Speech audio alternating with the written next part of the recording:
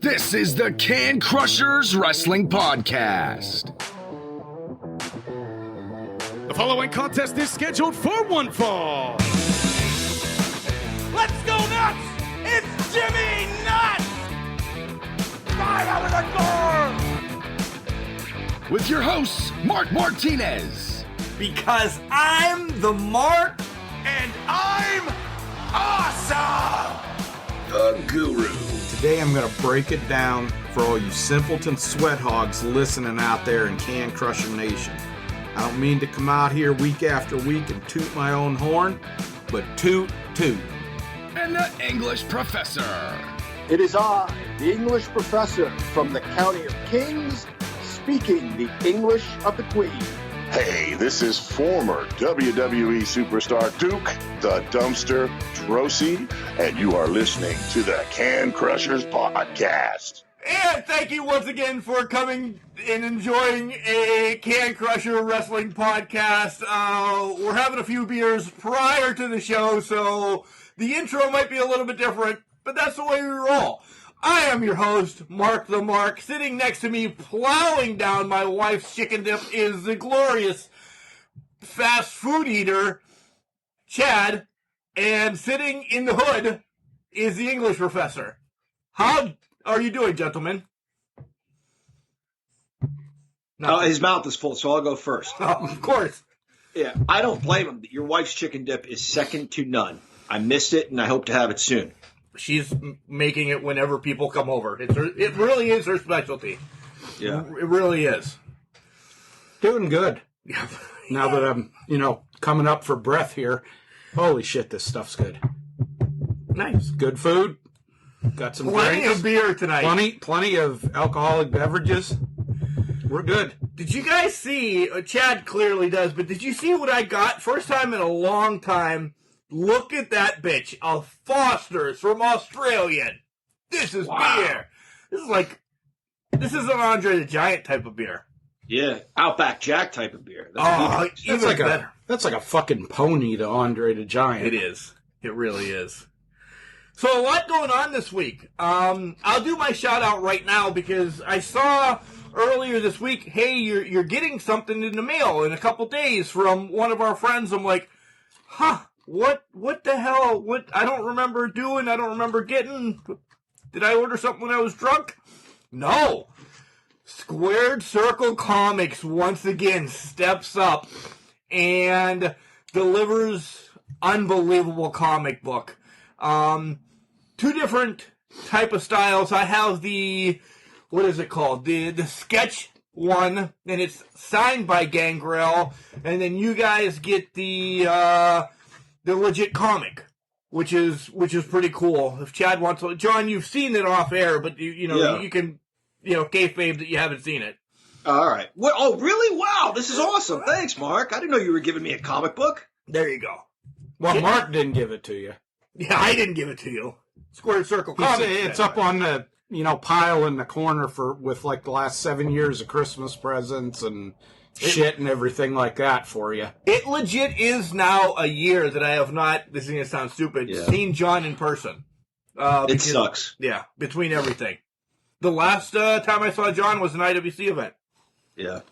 But. Yeah, it sucks.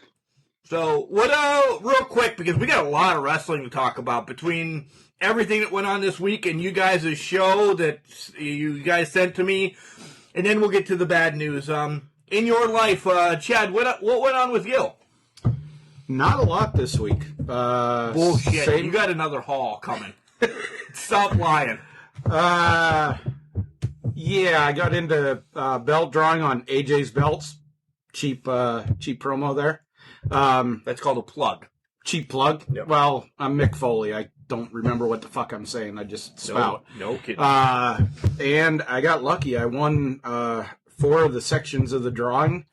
I'm getting the AWA inmate title. Which is fucking amazing. Which we'll have a little history shout when I get that in. Talk about that. Yeah, you're going to sell it to me. No. What the hell was the other one? TNA triple plated title, Premier US title, and a miniature North American title. That's mine. Which is Mark's. That's mine. I'm excited about that. Wow. Cleaning house. That's fun. Yeah. Yeah. And he's doing a lot of... Oh, sorry. No, go ahead. He's doing a lot of contests. Guys, listeners out there, ajsbelts.com. You can get in there, everything from $4 drawings up to $45. His $3,000 event.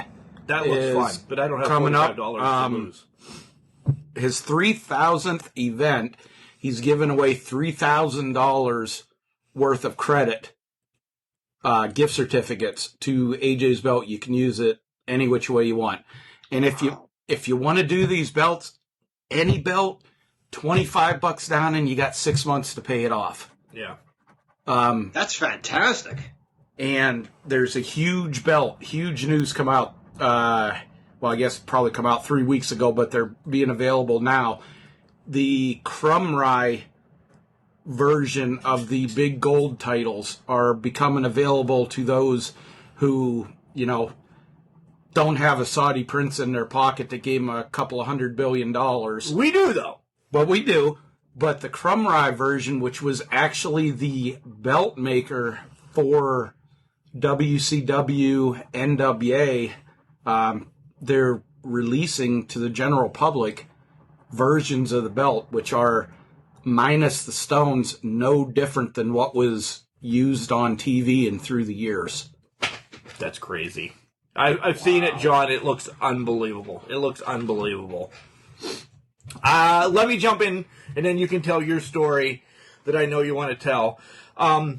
We got the gaming system back, and Chad can attest to this, that it is running unbelievably. Thank you, Gabriel Molina, from soon-to-be San Diego, because he's moved from one city in California that I don't remember, but I know he's going to San Diego. Guys, this guy has hooked us up. He's added more stuff. He's added, bells and whistles to this. He's made it faster. When I was in a struggle because Retro Gaming House really effed me over with a bug or something in there, don't order from a business like that. If you want to talk to somebody, get a hold of me. I can kind of direct you into Gabriel's way. I didn't know that even a minor, an idiot, a stupid, I don't know, whatever, can build these kind of cheaper, and then you get the sense of, I built this. I had so much money into it already, so Gabe helped me out, and I don't know if he likes being called Gabe. I called him Gabe a couple times on the phone, so Gabriel really, really stepped up. He has delivered a wonderful system. As much as I was telling you about Retro Gaming House, they're bastards. I'm still waiting for their tech support to get a hold of me a month later. Jeez. A month later. And that was the last time I heard from them. Nonetheless, it would be null and void if I would contact them anyway, because Gabriel pretty much has just got rid of their garbage and their virus games and has given me a console that... Chad, you came down earlier this week and we played NFL Blitz, we played NBA Jam, we played... I kicked your ass in NBA Jam. I kicked your ass in Blitz. I was fucking cheating. How do you cheat in NFL Blitz? I don't know. You got some fucking code. You were talking about code you put in it. You can still put codes in. You can still save. So, guys, if you want a system like this, don't order from a third party. The wife's in the other room playing Nintendo out the ass. That was our day today, and we were excited about it. Tomorrow she works. I'm going to start my seasons again and go from there.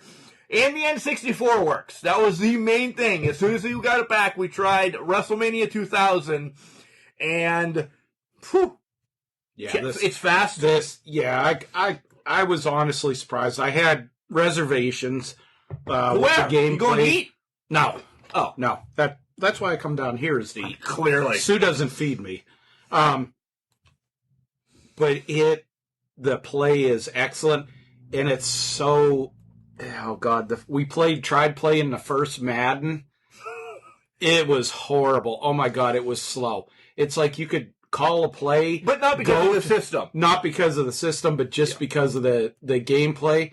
But then we found NFL Blitz, which was, is a fucking ball. It's like playing it in the arcade. We didn't even drink and we had fun. Yeah. So imagine us having some beers drinking and playing, I mean. Carl Malone had... No, it was Patrick Ewing. Oh, sorry. Patrick Ewing had 77 points in one game. All off of three-pointers. Holy cow. Well, wait. 3 and a 7. Okay, yeah. He got a couple. No, wait. He got a couple of twos as well, two-pointers. yeah. Okay, all right. But the minimal amount of 2-pointers that he could get to make that was what he got. Yeah. It was like I'd just go to 1 or 2 places on the thing, launch it, and start running backcourt. And I knew what you were doing. I just couldn't stop. It was unbelievable that Patrick Ewing beat the NBA three-point record in one game. A lot of fun. So many games, though. Yeah. Timber, which nobody fucking knew, and Mark was like, what the hell, I gotta look for this game, and then he gets it. I didn't know what the fuck that bear was throwing at me. Well, you don't stand there. You don't cut the fucking tree down and let the tree fall on you. I did all that. And then the beehive hit me. It was an old arcade game that I forgot. It was great. But, guys, Gabriel Molina, look him up on Facebook or contact me and I can get you, if you're looking for one of these systems, he'll gladly. And we spoke, he's like, if you have anybody out there that wants something, he'll get you in the right direction. He's better than any third-party son of a bitch and shitty place that's going to take your money and not help you. 3 weeks later, tech support must be fucking swamped in Texas. Katy, Texas. They're bastards. But if you live in Katy, Texas, we love you. But if you work for Retro Gaming House, you're a piece of shit. All right, John. That's telling it straight. So speaking of cleaning house, you mentioned that earlier. I thought that would have been a perfect segue, but I'll bring it back now. We have a little bit of cleaning out of our attic to do. That's where I keep most of my stuff, is either in the attic or the basement. So the attic has all my classic figures, Mark. So when I've sent Mark some cool pictures when I'm just playing with my toys. I'm not even going to lie. I'm not going to say, oh, when my son plays with my toys, when I play with them.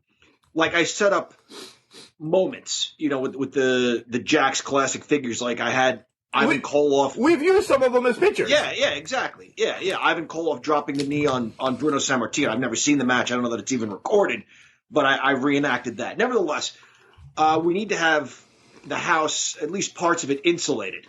So the guy comes to give us a quote, and he's like, let's start in the attic. And I'm like, oh, no. I'm like, all right, well, let me clear some stuff out. So we go up into the attic, and I'm moving rings around, and there was a point where I said, let me make sure the cat is nowhere, so that she doesn't get up here, because he opened doors to go into the walls of the attic. The rafters. The rafters, yes, thank you. So I climb back down the steps from the attic, right, the ladder, which goes into my son's room, and I'm looking over my left shoulder, and there's the cat. And I've got one rung to step down. And I look over my right shoulder to see where I'm putting my right foot, and I look over my left shoulder, and the cat's gone. And I'm thinking, there's no way she's in the attic. She must have left the room. So I go to my daughter's room, and I ask her. She goes, no, she wasn't here, but then she went into Sylvan's room. I'm like, well, okay, then she must have left Sylvan's room, because there's just no way. In the moment that it took me to look over my right shoulder, she, like Superfly, snuck off the top of the cage. In one fell swoop, she was in the attic. I didn't even hear her, step up. I didn't hear her claws hit the rungs of the ladder. So we're in the rafters, and the guy's like, I think your cat is up here. And I'm like, oh, my God, that is the cat. And she's over by the chimney, and there's just no way my fat ass or anybody's fat ass is going to get there. So I'm calling her, and I must have frightened her because she goes even deeper into the annals of the house. I had no idea where she was. And those people, they talk about fur babies or animals are on par with their children. I don't know that I'm quite there. I used to make fun of those people. That's Kelly. But I get it. I do get it. Yeah. I love my children. I love my cat. I love that cat. I am gaga for that cat. I am also at a point in my life where I'm like, okay. That's how I resolve things, because if there's nothing I can do, there's nothing I can do. So I came back down and went, guys, she's either going to find her way back or she's going to die somewhere in the annals of the house. Be food for the mice. Cat. Yeah. Speaking of mice, she must have eaten something while she was up there. Because when she came back downstairs, she puked everywhere. Which wasn't even the most horrifying part. The most horrifying part was I hear something fall. Once she came back down, I told the guy, I said, I'm just going to close you up here for a second. I'm going to get the cat in another room, lock her in there, and then I'll open the door to the attic again. During that time, I said to my wife, I just hope he doesn't knock anything over. Of all things, Green Arrow. Because Green Arrow's got an arrow in his bow and another one in his, whatever you call that backpack. Satchel. Nah, that's not what it's called. I don't remember. Quiver. And I hear something fall. And I'm like, what are the chances? You guys, it was an omen. Of all the things to fall, I have Green Arrow doing Hall of Justice duty. He got knocked off the Hall of Justice. And I go back into the attic after the guy leaves. I, for the life of me, couldn't find the other arrow. The one was still in his bow, thank God. The other one, I thought for sure had fallen into a crack somewhere. I just never found it. And just as I was about to give up, it somehow landed tucked right in the corner in the Hall of Justice. So I found it. Thank the good Lord. That's good because Thank God. Those are on eBay for like $5,000, and you've lost every accessory you've ever owned for wrestling figures. I was just looking at that today, and I'm thinking, what's original? Hillbilly Jim's hat is still original. Slick's hat is still original. And Piper's kilt. Most everything else I've had to rebuy. Nikolai's hat, Funk's hat and branding iron, belts. Yeah, most That's crazy. everything else I've had to rebuy. All right. We should talk about wrestling a little bit, though, right? Yeah. As we start the show, finally, we have sad news and we lost another legend. The natural Butch Reed passed away, and I'll let you guys go first, and I'll kind of piggyback everything. So, Chad, you want your thoughts on Butch Reed? Yeah, I was before I started watching WWE and then the NWA, there was the Mid-South wrestling and Hacksaw Butch Reed. He was, you didn't know it at the time, but listening to some of the guys talking that he was somebody that was being brought up at first to replace the Junkyard Dog in Mid-South because the dog had left and all of a sudden gone to WWE. But he had more charisma than the dog, more athletic ability. He was the complete wrestler, and if anybody, there hasn't been many African American world champions. Before Ron Simmons, I don't believe there was any. I would have thought Butch Reed would have been one. Should have been one. He was just that good. He was the person that was originally slated years later to go into when he was in the WWE as a natural. Vince's stupid little take on the natural guy with blonde hair. He was supposed to be the one to beat Ricky Steamboat for the title. But, Vince changed his mind or whatever for whatever reason. Doom, holy cow. They were, a very dominant team in the NWA. Handily beat the Steiners. And it's, the storylines and stuff like that, but it just shows the respect. Just two last things I remember about him, hearing on his passing is I remember when Doom first started, they were being interviewed with Teddy Long and Jim Ross was there, and Jim Ross was looking at, Hacksaw, and he was like, you look familiar. And Hacksaw was like, you just need to keep your damn mouth shut, Ross.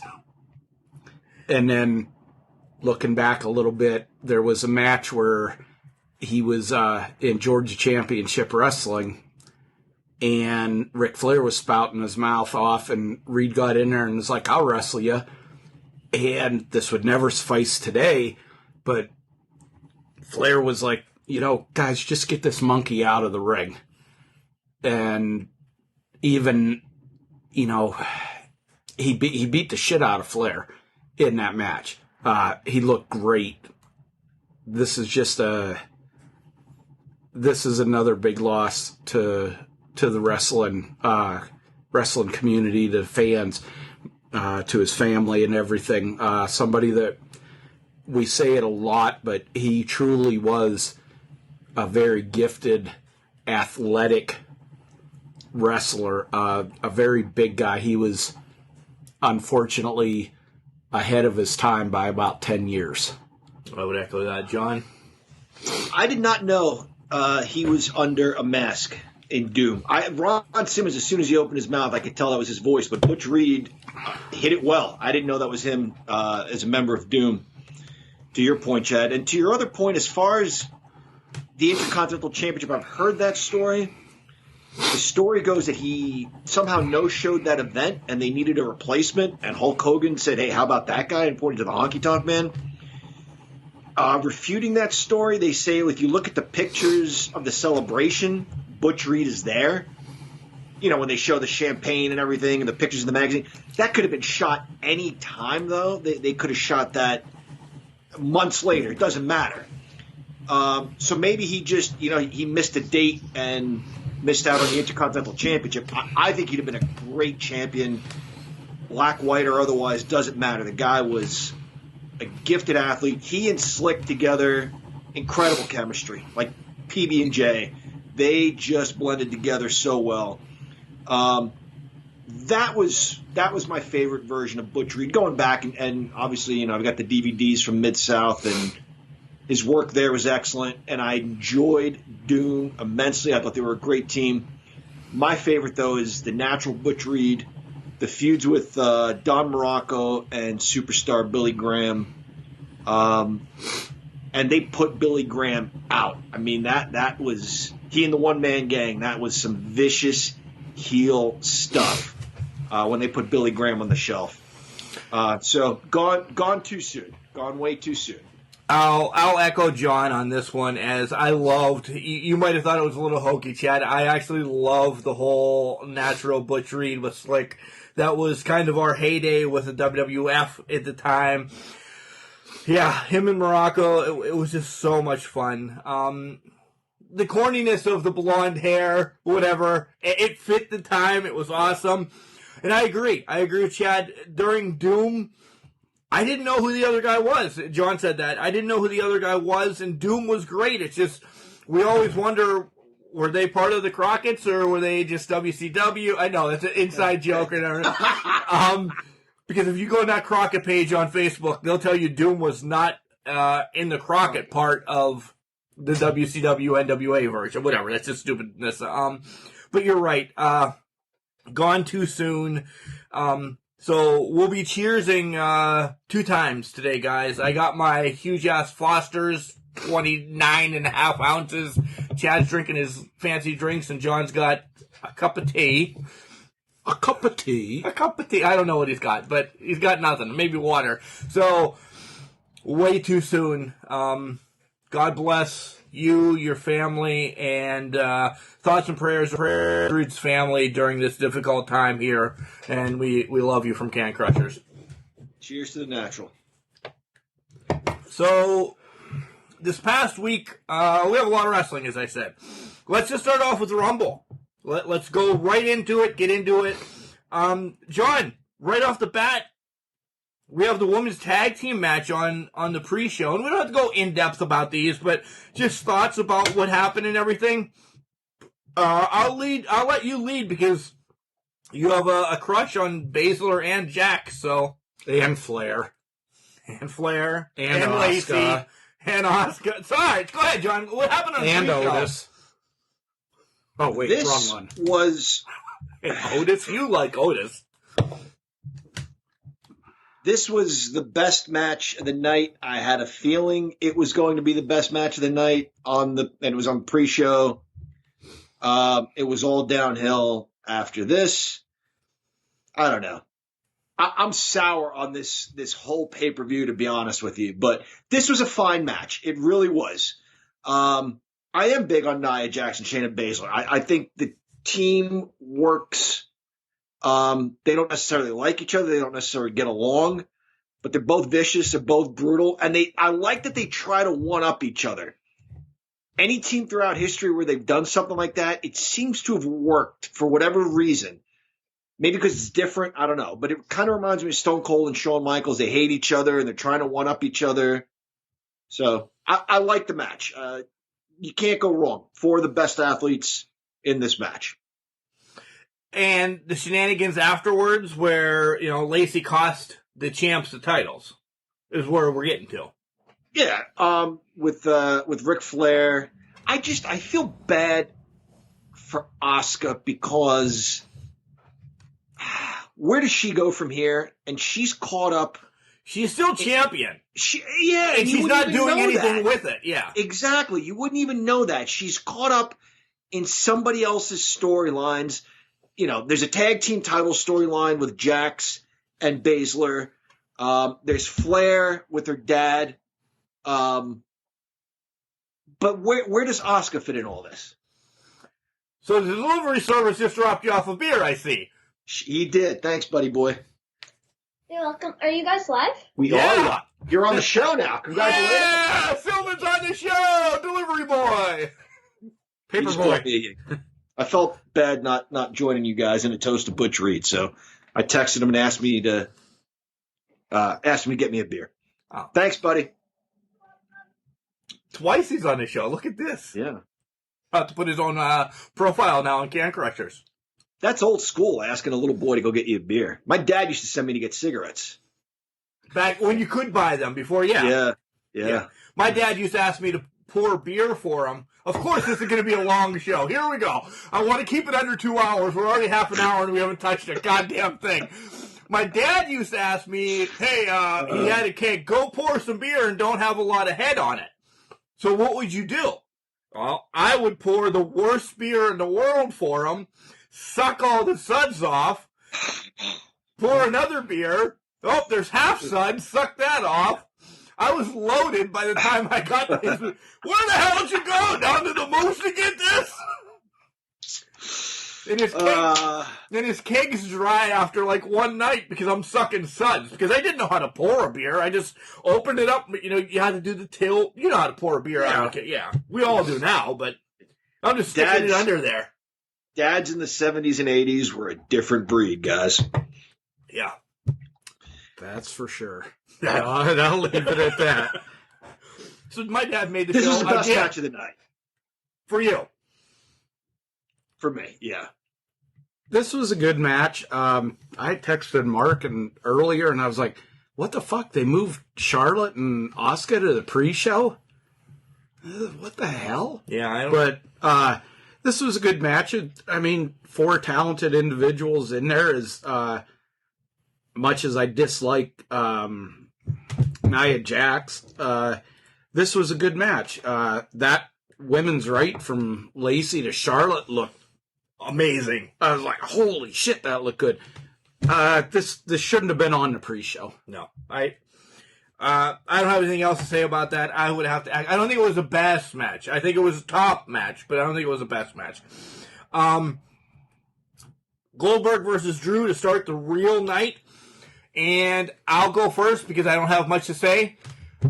I think it was done correct. Goldberg gets a few moves in. Drew just cleans his house. Match over. Not worth the money to pay Goldberg, but they at least did it right. And apparently he got his respect because Drew beat his ass. Yeah, I got nothing besides what you said. This right? I didn't expect much out of this. I love when Goldberg delivers on the spears. His jackhammer botched, but yeah, I'm trying not to be that dick. Well, no, it's a legitimate thing because the Undertaker wanted to beat his ass over in Saudi Arabia for damn near fucking killing him, and then he was an inch or two away from breaking Drew's fucking neck. I noticed that right away. This match, it was what it was. It served its purpose. This is kind of like it wasn't bad. It wasn't good. It was there. He didn't knock himself out this time, so it was better than his match with The Undertaker. That's about it. It's what I expected. Spear, brogue kick, or whatever the hell his version of it is. Kinshasa, whatever Drew McIntyre's called. Claymore. That's all it was. Claymore. You do your thing, I'll do my thing. You do your thing, I do my thing. Match over. That's all it was. Next up 2 was minutes. 2 minutes too long. Next up was Sasha and Mella, and I believe I texted you both. Mella looked great because she was in the ring with Sasha. I think I said that, but otherwise, I mean, Sasha carried her. I really do. You know, I'm high on Sasha. We knew what this match was going to be too. I would have been irate if this was any other way. Carmella's got charisma, personality. In the ring, though, you're absolutely right. Sasha's she's just better. Things are just crisper when she's the one working. I didn't love this match. I hate to say this. I hate to knock anybody, really. I don't think Carmella even belonged in the ring with her. Sasha's operating on a different level right now. There's a couple of people that are worse than Carmella as far as in-ring ability that are in WWE. Now, if we want to go to AEW, yeah, I can name a fucking lot of them in there. But you have, I don't think Naomi's good. Agree. Lana is the fucking worst. Carmella's just, she's a pretty face, gorgeous body, and she can talk. If she had more of the talent, holy fuck. But she just, it's just not there with her. And the ending happened really quick. Like, it was a weird ending in this match, but nonetheless. Sasha retains. Moving on, we all want to say something about this, so we're going to. This fucking Bugs Bunny, Rabbit Bunny guy has no point. This was absolutely stupid. And Booker T was even more stupider. And we're going to get this jackass for a while, apparently, because this was absolutely horrible. I didn't understand a word he was saying. I have no clue. Yeah. I didn't know who the fuck he was. This guy comes out with two fucking pigtails looking like Pippi fucking Longstocking. Bad Bunny. I'm expecting, some fucking dude to come out that's like the Easter Bunny on fucking crack. And you get this, down with Adam Rose. And you get this little bastard that comes out that, oh my God, I was like, okay, another one of these shitty performers. And then he gets involved, and I was like, oh, good Lord. Who the fuck is Bad Bunny? Oh, he's an award-winning artist. For if what? he sings Sucking shit like ass? that, John can rap better than that. Yeah. And Booker T, why do they do this to the guy? He's so talented. He was so good in his heyday. I don't know why they do this to these guys. The Women's Royal Rumble, a week or two ago, Chad, you talked about watching the 92 Rumble with Flair. And I think we discussed maybe 2 years later, 3 years later, where Shawn Michaels and the British Bulldog started the match and then ended the match. Those two Royal Rumbles for me are the bar. So there has to be a worse one. This was the worst one. This was the worst Royal Rumble I have ever watched. With R-Truth running into the ring. Wait. Oh, we're on the women's? Yeah, we're on. John just said, fuck, all right. Fuck we're the done bunny. with Bad Bunny. All right, that's fine, because I was...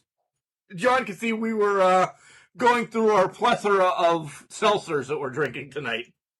Go ahead. Yeah. You didn't like the Women's Royal Rumble. I hated it. I hated every second of it. Getting R-Truth in there and getting rolled up by Alicia Fox, and it just... You even texted me and said, this is a disgrace. And we texted each other at the same exact time. You texted me, this is a disgrace. And I texted you, this is shameful. It really was. It was an absolute disgrace. And I'll tell you the worst part, not Bianca Belair winning, because that's the right choice, but winning and then crying. Must we always have tears? And I tell you, my wife, being a casual fan, she watches it when she's around and we're watching it. Go ahead, Mark. Go ahead. She's a casual fan, my ass. She watches more than we do. Because she was telling us storylines that we had no goddamn clue was happening. Go ahead. The only thing is, we'll get to that. On Wednesday night, she thought Darby Allin was Sting's son. Because we were talking about Hook, and someone and I were talking about Hook and Taz. And she thought that was adorable that they're father and son. And she goes, ooh, is that Sting's son? It was everything I could do not to laugh right in her face. Like, no, they just both have blonde hair and painted faces. Anyway, but she said, why does Bianca Belair have to cry when she wins? All this time she's been the EST, right? She should have been like, yeah, of course I won. That's right. I'm the best. I'm the greatest. I'm the most. Whatever. She's the EST. She should have expected to win. Most doesn't have EST in it. That's right. Okay. You got me there. Why does she have to cry? Why must we have the girls crying all the time? Ugh. So before Chad jumps into this, I was right. Victoria was there. I knew that one was going to happen. That fucking Widow's Peak that she did looked great. She looked. She's a little bit older. I would have wished she would came out in pants instead of what she came out in, but I'm being a dick. Jillian Hall, John had no clue who she was. He sent me a message, who the fuck is this? Mickey James does her run-in for nothing. I wish I would have saw more Dakota in this match. Yeah, there went my fucking pick. Alexa was in and out, which makes no sense that I don't know. And Shotzi, as much as she's being pushed, wasn't really in that long either. I don't know. Some of the booking during this, and I'll group my Royal Rumble together because I have something really to say. And if any one of you guys ruin it, I'm going to punch you both in the face. So, all right, go ahead. This was, I would have liked to have seen somebody. I'm not high on Bianca Belair. I guess just because they've treated her like an afterthought, and then you have her fucking win the Rumble. It's it's like, I know Vince's attitude is wins and losses don't count.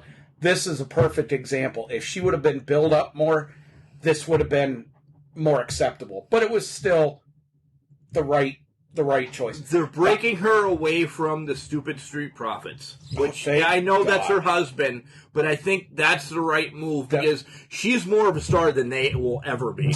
The highlight of this match, honestly, one person and one person only coming down. Kelly.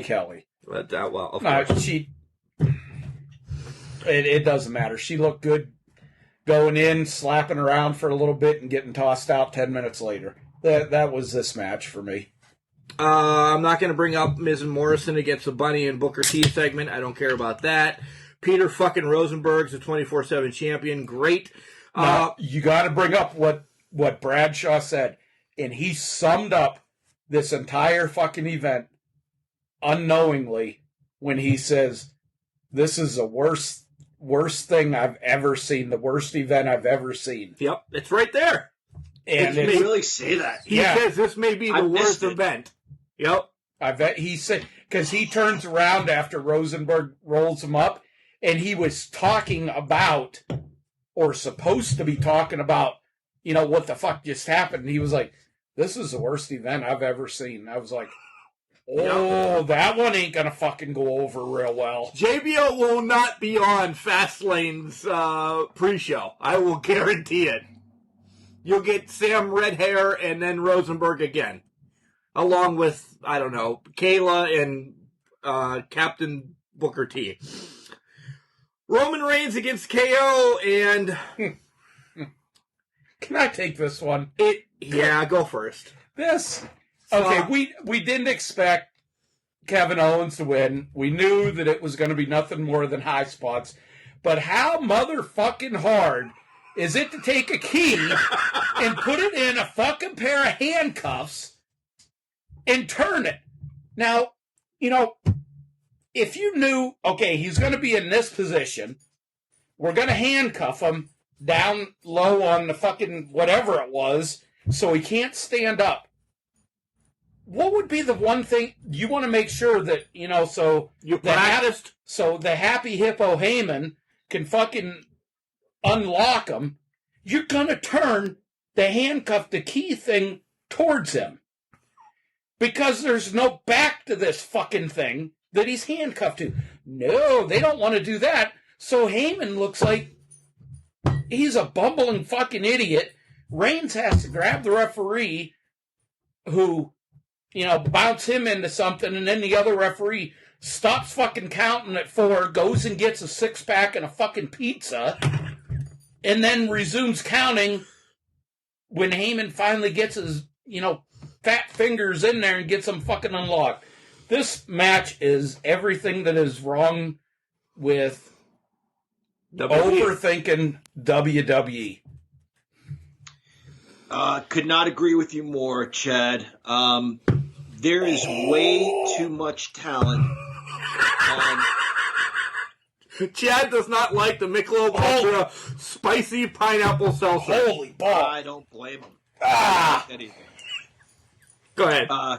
There's way too much talent on this roster to have a match between Roman Reigns and Kevin Owens turn out the way it did. Here's what I mean by that. When we were kids and Hulk Hogan headlined everything, like the older guys, our brothers, whatever, they complained, right? Like, Tito Santana and Randy Savage can steal the show, but I have to put up with 8 to 12 minutes of Hulk Hogan against whatever, Magnificent Morocco, or Greg Valentine, or whatever it is. I get that. But guys, Hogan worked, whether you like him or not. Even if he was lying on the mat getting beat up, he was dragging himself to the ropes to get himself up. My point is, I am so done with the high spots that Chad mentioned, and then the 45-second to 1 minute rest periods, and then something else, and then a rest period. I can't take it. It's mind-numbing. It's absolutely mind-numbing, and that's what this was. Let me hit you with something. Now let's take a break. These guys get exhausted that quickly? I don't know what they want us to believe. Are they that weak? Are they that old? Are they that devastating that anything nearly knocks them out, but they have the intestinal fortitude to eventually get back up? These guys don't work. They lie on the mat. I hate it. My bitch was, if that is your spot to end the match, why would it be so far down on the ground underneath a casket, a beer truck, a milk truck? Why did you pick that spot to handcuff him to? Because they didn't, in theory, what they were trying to do was right. You handcuff it down low, he can't stand up. If he can't stand up, he can't meet the 10 count, and then he loses. Okay. But when the fucking, you got Roman Reigns with arms as fucking big as he is, in that situation, the handcuff turned the opposite way. All right. It was just now I good understand in theory. It was like John Cena and Batista at the one pay-per-view where Cena nutted Batista and then wrapped his legs around the ring and fucking duct taped him. Batista couldn't get up. Can we practice that or something? Yeah. Whatever. All right. On to the men's Royal Rumble, because holy shit, we're 45 minutes in. Edge wins. My biggest bitch. All right, I just ruined it. Boom. Edge wins. On Saturday night, they had their Saturday night kickoff show on FS1, and we forgot to mention it last week. Randy Orton's number 1, Edge is number 2. Renee was on there. Paige was on there. Who else? Was it Mark Henry or was it Booker T? They were all on there. Oh my God, that's going to be a great 5-minute. Randy Orton coming out first, Edge number 2. Who came out first, guys? Edge.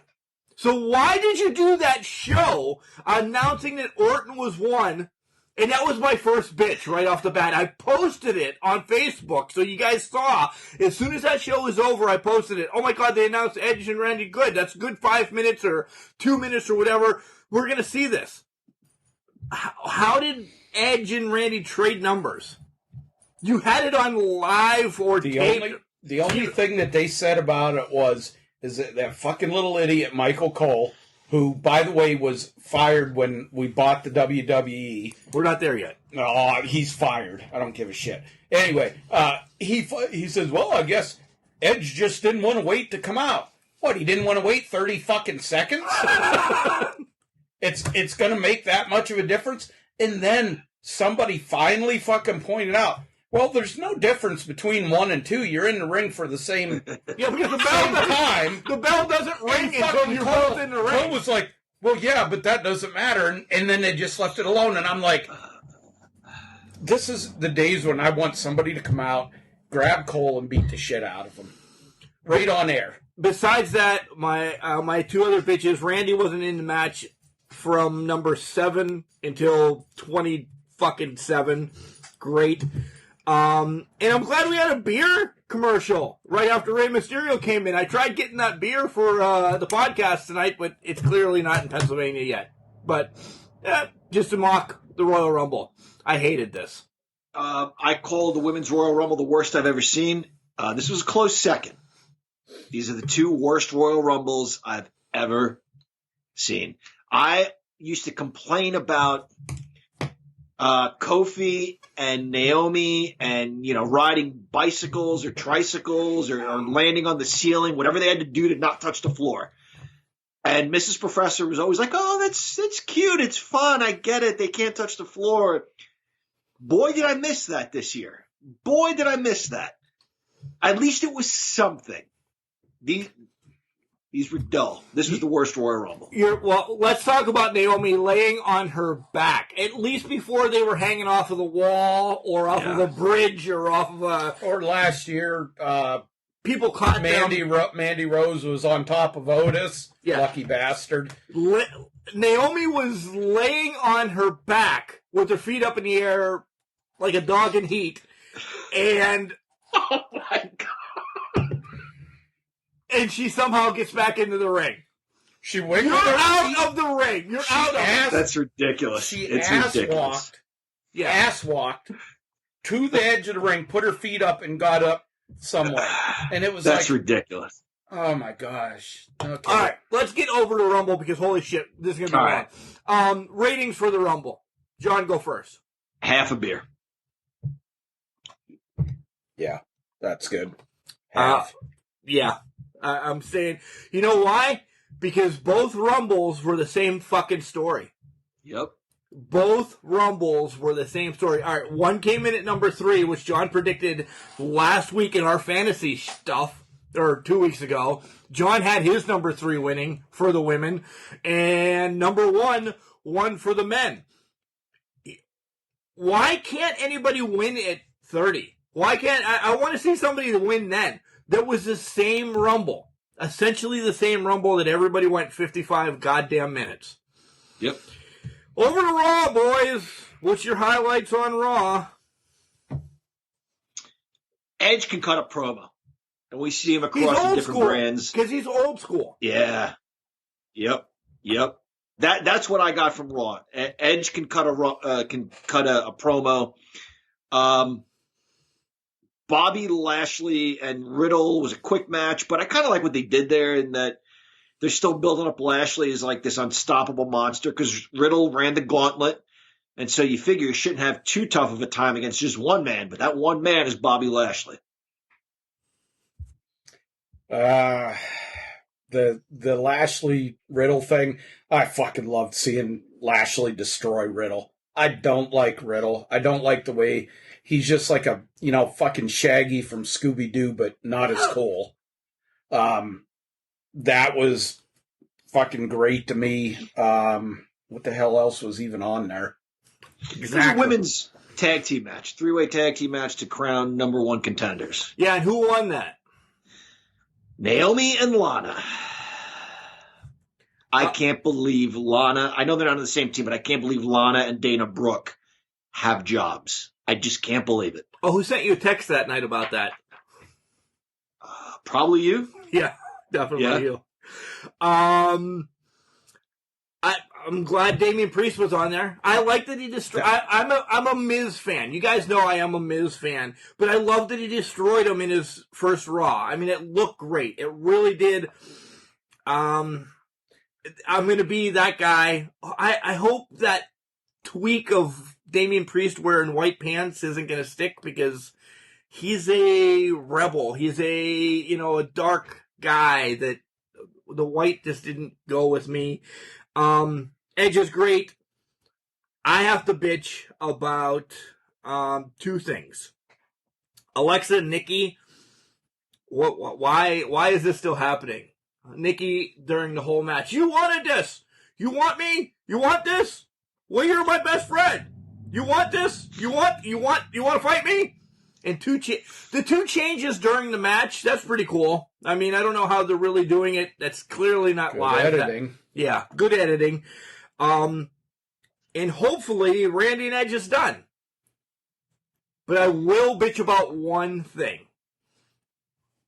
Less than 24 hours later, and essentially even in the Rumble, why doesn't Charlotte have a black eye or anything like that? Good point. Yeah.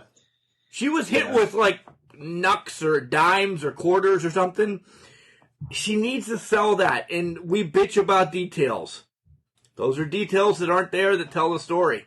She was blasted. Go ahead. Fucking look at Randy Orton. That's what I was going to say. Yep. Last week he's wearing, Mr. Wrestling 2's 6-year-old kid's fucking jock strap on his head. Inside out. Inside out. You can see the fucking railroad tracks right down the nose. And then this week he's magically fucking healed. And you're doing his pose right now, by the way. And it's like, oh my God. It's like, come on. At least have, for one thing, when they showed him in his face burnt, it looked like somebody took a fucking flamethrower to his face. So it was too much as it was. Then you got the jockstrap mask. And then the next week he comes back and it looks like he has a 3-day fucking shave on, and that's it. I guess those fake fucking tans that he does every week is helping him. Anything else? Just one other, two very quick things. To your point, Edge versus Orton, man, once upon a time, what a great match that would have been. I don't think either of them have it anymore. And I think Orton is phenomenal. I haven't seen a great Orton match in a while. Sorry. Alexa Bliss, you mentioned the costume changes. When we're constantly reminded that it's entertainment, and maybe that's the point, that we know it's entertainment, so we're willing to believe this, but when they make fun of the old stuff, when they say, well, you know what, the old stuff wasn't real, but now this is real. If I'm not supposed to believe The Undertaker died and his spirit came up through the casket and went on the screen, and then the casket's empty and whatever else, how am I supposed to believe that in the middle of an actual fight, she's suddenly wearing something different? How does that happen? And the commentators don't know whether to sell it or not sell it. I don't know. I can't buy into that. Yep. All right, Wednesday. Let's move along to Wednesday. Let's stick with NXT. Let's stay with WWE product right now. So we'll go to NXT first. Dakota Kai and Raquel Gonzalez against Casey Catanzaro and Caden. I never remember her last name. Is it Carter? Yep, it is Carter. Yeah. Yeah. It was a Dusty Cup match. Man, either one of these teams could have won. I would have been happy. I like both of these teams. Yeah. I liked NXT. This was a great match for me, and I do like the heels a little bit better, and I'm glad they won. Yeah, that finisher that Katie hit on Gonzalez, who the fuck is Katie? I'm sorry. Casey. I said Katie, I'm sorry, I meant Casey. That finish off the top rope that kind of looked like a stomp to the head, it looked, if this makes any sense, it looked safe, like Raquel wasn't hurt, but at the same time it looked devastating. And I fully expected it to win the match for them. And then Dakota Kai makes like a split last-second save. I like the story told throughout this match with the smaller talent running away, needing to do the high-flying stuff. My only complaint is when you do that much high-flying stuff, you're bound to have something go wrong. And there was one moment, I think it was Casey coming in, trying to like head scissor Kai and do some sort of Hurricane Rana, and it got botched. And they couldn't cover, the commentary team couldn't really cover for that. Other than that, I think Gonzalez is a star. She made it look so believable when one of these smaller athletes did a move or a hold to her that took her down. I love the ending, though. They did everything they could, and it just came down to like that one-arm power bomb that exploded Catanzaro, splattered her on the mat, and that was the end of that. When all was said and done, the power won. This was it was a good match. Kind of figured the heels were gonna win, but this I was like, oh, is there a possibility? Is there a possibility? That's all we ask with the matches. Don't make it so fucking obvious. Right. And this match didn't.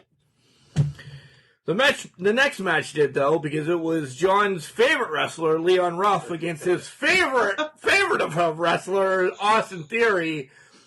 What was their combined height, like 4'8"? My favorite thing of this match was the blind high five at the beginning of it. Other than that, man, I like Austin a little bit. I am riding John's coattails that I cannot stand Leon Ruff. Next match? That was my thought. Austin Theory's got great charisma. Leon Ruff showed me a little something. But I'll say I like that NXT gives us feuds. It gives us the matches in the feud. If you were to give me this match again, Leon Ruff is not my favorite. I'm intrigued enough in the story to see them fight again. I am totally involved in the story of Mei Ying or Maya or whoever that minute promo they did with the dark Japan Chinese. Like, I love that. Whoever thought of that and told us the story of like her sisters was killed by a nun in Japan and told us all that. I watched that twice this morning. I loved it. She had to kill her own brother or something in a fight to determine who would carry on this revenge-seeking mission. It was crazy. And she's thousands of years old. Yeah. Thousands of years old. This is the stupid shit. And I don't mean stupid. This is the stuff that I'm like, I can sink my teeth into something here. Yeah. And she's still not as old as Luchasaurus. He's millions of years old. You got Chad on that one. Oh, I can't wait to talk about that. Historic bitch. Lucha House Party against Phantasma. And before we get into the match, I'll cross one more thing off my list. Hey, congratulations to DJZ, Joaquin Wild, Shimayon, whatever you want to call him. They had a baby a couple days ago, and everything's fine between him and his wife and the baby. Oh, that's great. Everybody's doing well. That's good to hear. My note was DJZ Kid, by the way. Shorthand. That sounds right. Yeah. Very shorthand. So, we know him personally. Congratulations. I love this match. I fucking love this match. I hate the match that they're going to have next week with MSK, though, because I don't like them. They are a knockoff of the Young Bucks. But this match was good. It was I'm not a house party fan. A house party between us three. But yeah. That's a house party. That is a house party. What'd you think? Lucha House Party toned it down a little bit, which was great to see. This was an awesome tag team match, and I'll let you guys talk about it a little more. One thing I want to bring up, they're still selling us Joaquin Wild as a Latino, and during the course of the match, when they were in control, he said to the Lucha House Party, "Esto es lucha," which means this is wrestling. Now, I I took Spanish. I could be wrong here, but I think it should have been esta es lucha. If it's anything like Italian, the article has to agree with the noun. So if the noun is feminine, then the article has to be feminine. So in Italian, you would say questa è la lotta. This is wrestling. Lotta is feminine. So your this, questa, has to be feminine. It seems to me he had a masculine article and a feminine noun. But if anybody speaks Spanish better than I do that's listening, let us know if what he said was grammatically correct or if I'm right. What do you have to say about the match, Chad? It was a good match, back and forth. Kind of what you expected. Still pushing the Latino group. I'm not a fan of Lucha House Party. Nor am I. In any way, shape, or form. I mean, I understand it's the Lucha tradition, the way they wrestle, but it's just it doesn't excite me. And the next thing should excite both of you. Pete Dunne, Oni, and Lorcan come out. Dunne wants Finn. Finn comes out. The tag team leaves. Then Edge comes out, and Edge says, "I'm going to watch you guys' match next week on Valentine's Day." I'd love to see Edge against either one of those two. Again, brilliant. Edge can cut a promo. Absolute gold on the mic. One of the best. I think, as far as Edge, if I had to choose the three champions for him to go against, I would rather see him go against Balor than Reigns or Drew. I think he could have a hell of a lot better match, and with his, I know he's ring ready right now and everything, but with his injury, I think it would be a safer match. I was going to say, I think Balor would protect him more than the other two. Nothing against those two, but, their moves. Oh, no, I'll say it. Reigns is just, punch, kick, spear, Jey Uso, Paul Heyman, punch, kick, spear.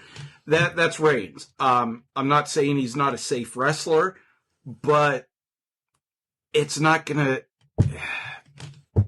just not going to be real believable with Edge's history in that for him to be against either of those big guys. Because if it was me, I would fucking be going right for his neck. Yeah, of course you would. Balor is technical enough that he can get around that, where those other two are not. Anything about Johnny and Kushida? Anybody want to touch on that? I was pretty straightforward. He found out that he's got to wrestle. Kushida got upset, went to talk to Regal about it. Kushida ended up being there, and they started wailing on each other. Okay, good. Jesse from the Robert Stone brand fights Toni Storm, gets her ass kicked for a little bit. Mercedes shows up, Io shows up, and, yep, nothing more. That's about it. Io Shirai, I love her, but she missed that moonsault. Bad. Nearly hurt herself, yeah. Kurt Stallion against Santos Escobar. Scarlett's watching from the perch the whole time. I love that Santos focused on her, and then Cross came out at the end after, Santos gets the win.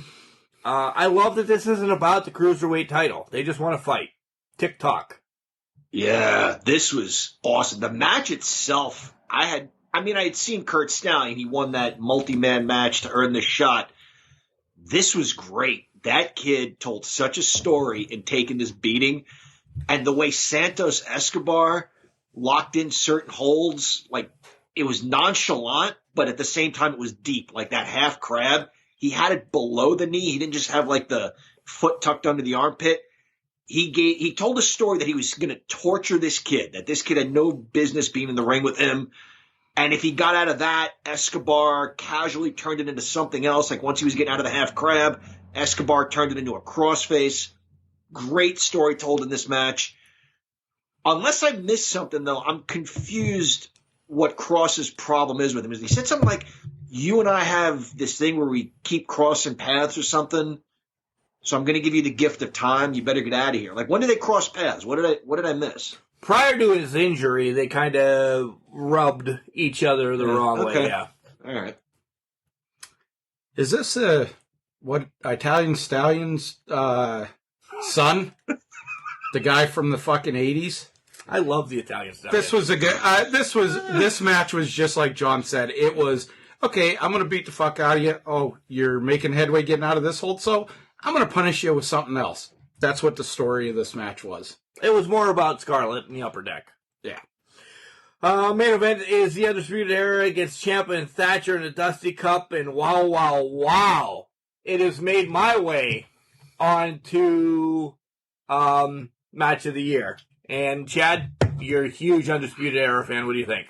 This was a great match. This was nothing less than what we'd expect. I think the only way it could have been better is if it would have been on a takeover and given, more time. that type of exposure. I mean, it was given 25 minutes.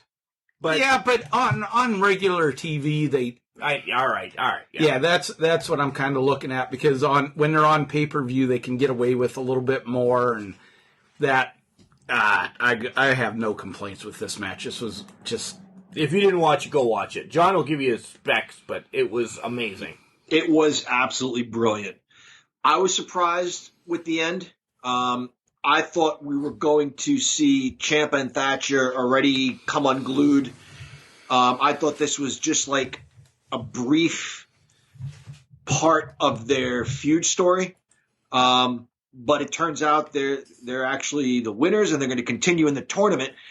And they win with Ciampa's DDT, like from the second rope. Throughout NXT, throughout this show, which was a very, very good show, we saw finishers again, and we saw them work. So, you still see all the false finishes and the unbelievable shit that people kick out of, but then the finisher finishes the match. I mentioned that earlier with Raquel Gonzalez's one-arm powerbomb. Now you see it with Ciampa's DDT. It's good to see finishing moves finish matches. It is. AEW, guys, we are well on our way to a long show, so just keep holding on with us. Tag Team Battle Royal. I marked out about the stupid MJF Jericho Bucks pose. I fucking loved it. Absolutely loved it. Those two mocking those little bastards like that, I fucking loved it. And then this was a great Battle Royal. And then they win. Just to spoil it real quickly. No shenanigans. Nobody hit under the ring. Nobody else came in. Old school goddamn Battle Royal. And I loved it. It was perfect. Next up was apparently Mrs. Professor's favorite episode. Segment, I mean. Between Darby Sting and Team Taz.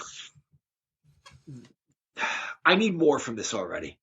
Yeah, I'm tired of it. The same thing. Yeah, they're in the ring, and then they get interrupted by Taz and company, who's always a great promo. Whether it's Taz or whether it's Ricky Starks or any of those guys. I need something more already. Chad nods and agrees. Yeah. Match of the Year candidate for me coming up: Britt Baker against Thunder Rosa. I am so pissed at AEW that they have to throw this in a picture-in-picture. God damn it. This was amazing. I love both of them, and I really didn't have a favorite to win, but another level comes out of Britt in this match. Match of the Year candidate, as you said. My opinion, I've seen a lot of her stuff. Britt's match of her career, in my humble opinion. I think this was her best work yet against most talented opponent she's ever faced.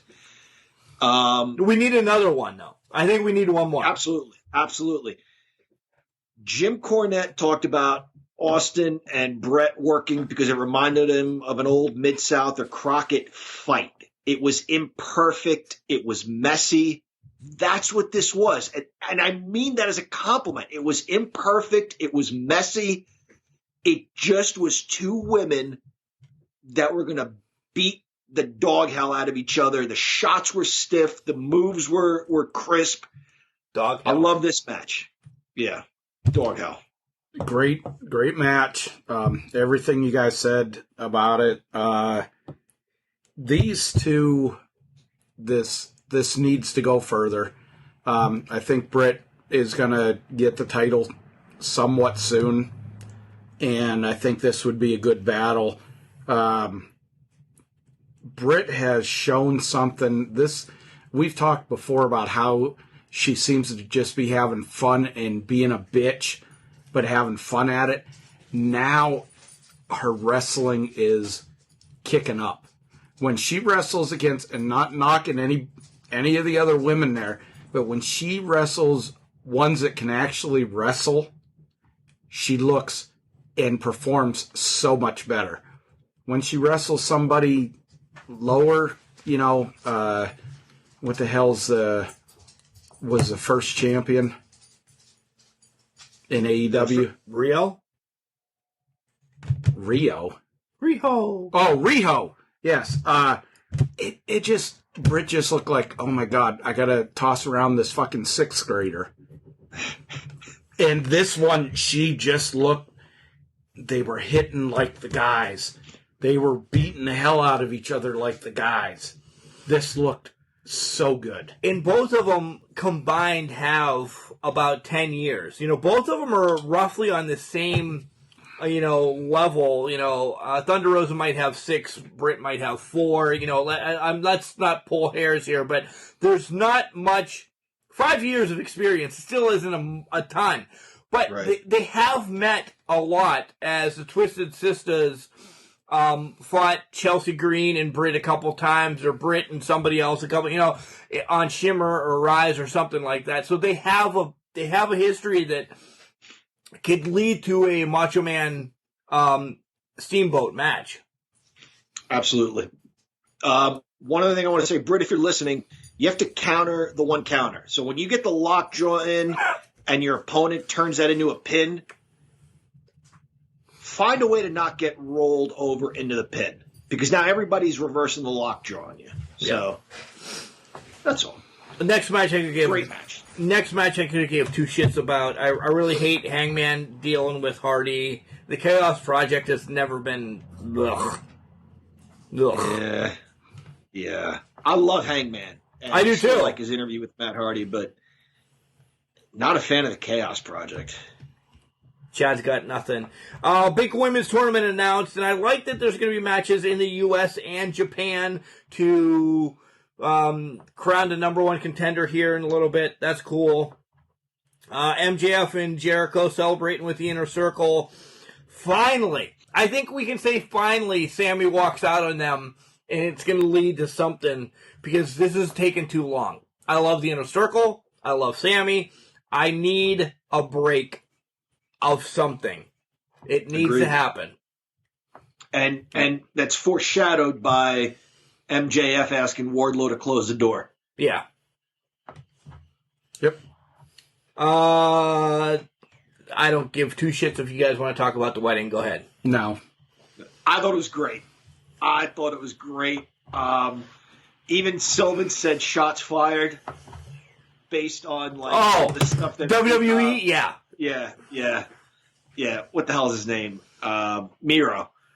It was funny stuff. And he wanted to make sure there were no shenanigans, so he just starts beating up a random box, and it worked. It was funny. I enjoyed it. Yeah. Do you know who the minister was? Do you know James Mitchell, John? Indie manager, was around Ring of Honor. Ring of Honor, yeah. Father James Mitchell. Yeah, like a devil worshiper, stuff like that. So that makes it even better then. Yeah.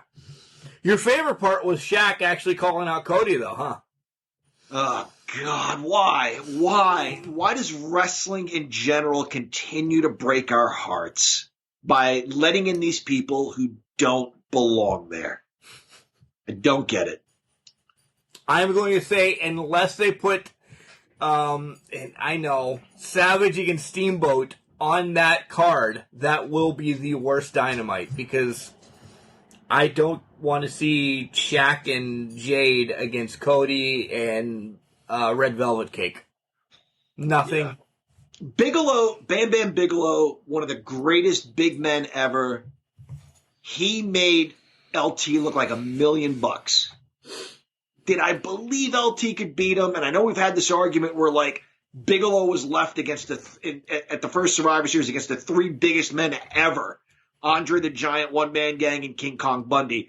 Beat 2 of them, nearly won the match by himself, but now I'm supposed to believe he can't beat LT just a few years later. Nevertheless, he made it look great. Is Cody that guy? No. You know what I'm saying? He's no, not. Of course not. Taking nothing away from him. Is he a guy that's going to be able to carry Shaq and make him look like anything? No, I don't think so. I'm not interested in this at all. Neither is way, Max. shape, or form. Neither is Max. The Lumberjack match, I expected more from these guys. I was kind of disappointed that we had to have run-ins from Heavy Lumber and whoever the fuck ran in and did all that. What are they doing to Eddie? They're going to keep pushing Lance, but I think they're burying Eddie. Well, I gotta agree. I still don't. Lance Archer shouldn't be doing these type of things like this. He's a big, mean motherfucker. That's the way he should be being portrayed. Nothing against Eddie Kingston, but if they're going to have something like this, where, holy shit, is the big guy going to come down? This just was like, oh my God, get this over with. The Battle Royal was no nonsense and just a straight up old school Battle Royal. Then they used a lumberjack match to have all sorts of shenanigans. People falling over like bowling pins. Yeah, I expected more from this. I didn't like it at all. FTR promo was pretty cool. We all agree with that. They're such assholes. Yep. Anybody want to get in depth? I just rolling along. It was good. They tied up Marco's stunt, and that was great. The funniest quote I've seen in wrestling this week was Jim Cornette. Somebody tweeted him about the FTR promo, and he said, yeah, it was great, but they had the fucking Jurassic Express's, what the hell did they call him? Muppet or whatever, fucking handcuffed, and it just kind of ruined it. Cody wants to give, Darby wants to give Joey Janela a match, so Janela gets to challenge him. I don't know what's going to come out of this. A lot of shenanigans next week, and we'll leave it at that. The best thing Joey Janela has done in professional wrestling has been Penelope Ford. And I'll leave it at that.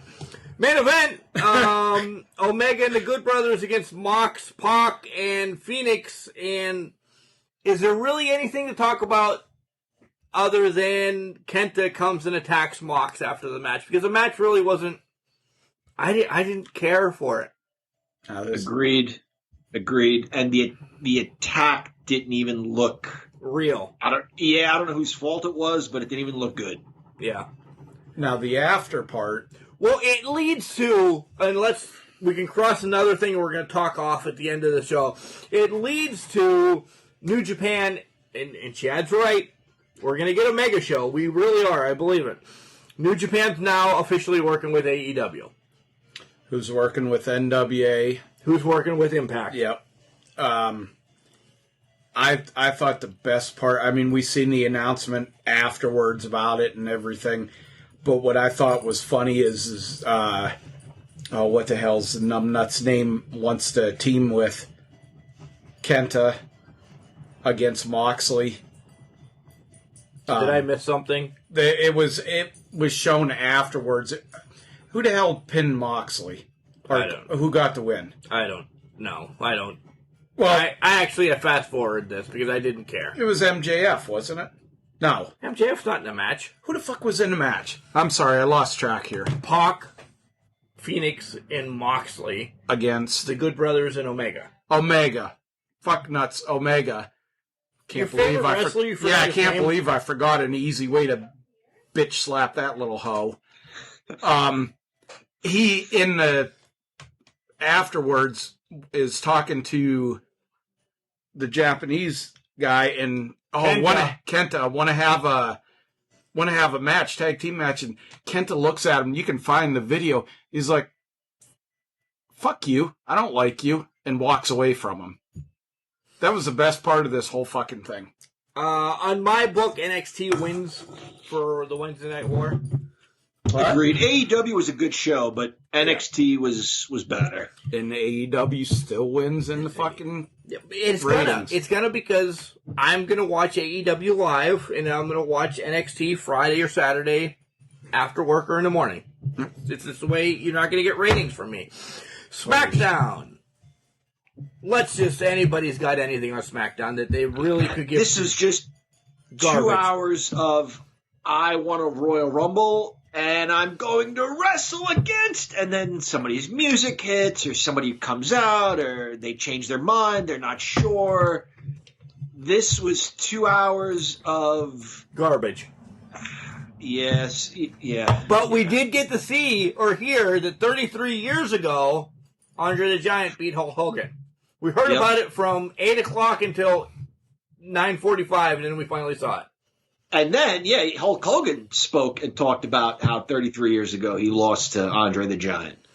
And that you better watch out for Edge, which those two things are not connected at all.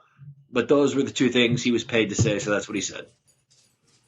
Chad's got nothing. Didn't watch it, don't care. SmackDown has not been a good show lately at all.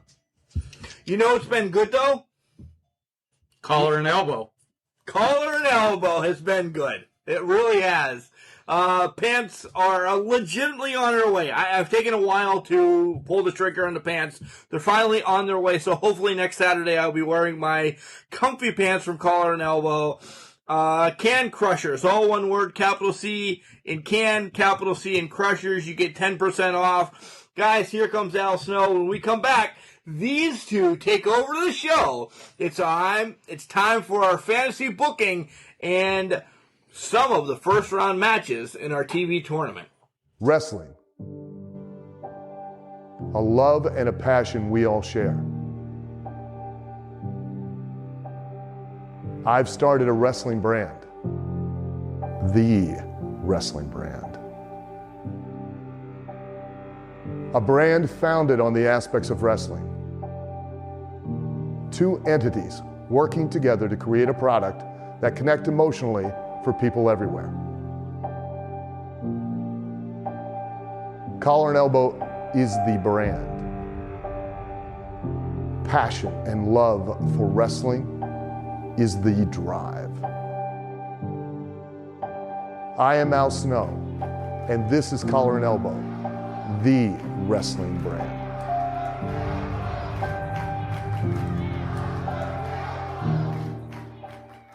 Hi, this is Danny Gray, the American Bombshell, and you are listening to the Can Crushers podcast. I love these guys. Welcome back to Can Crushers. It is I, the English professor, joined by Chad the Glorious Guru and your host, Mark the Mark Martinez. And in this segment, guys, this is where we bring to you our fantasy WWWF.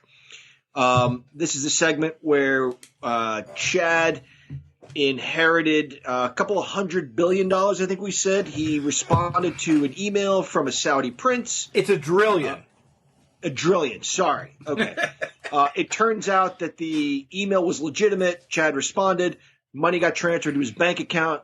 We bought the WWE, and we are now booking it the way we want to book it.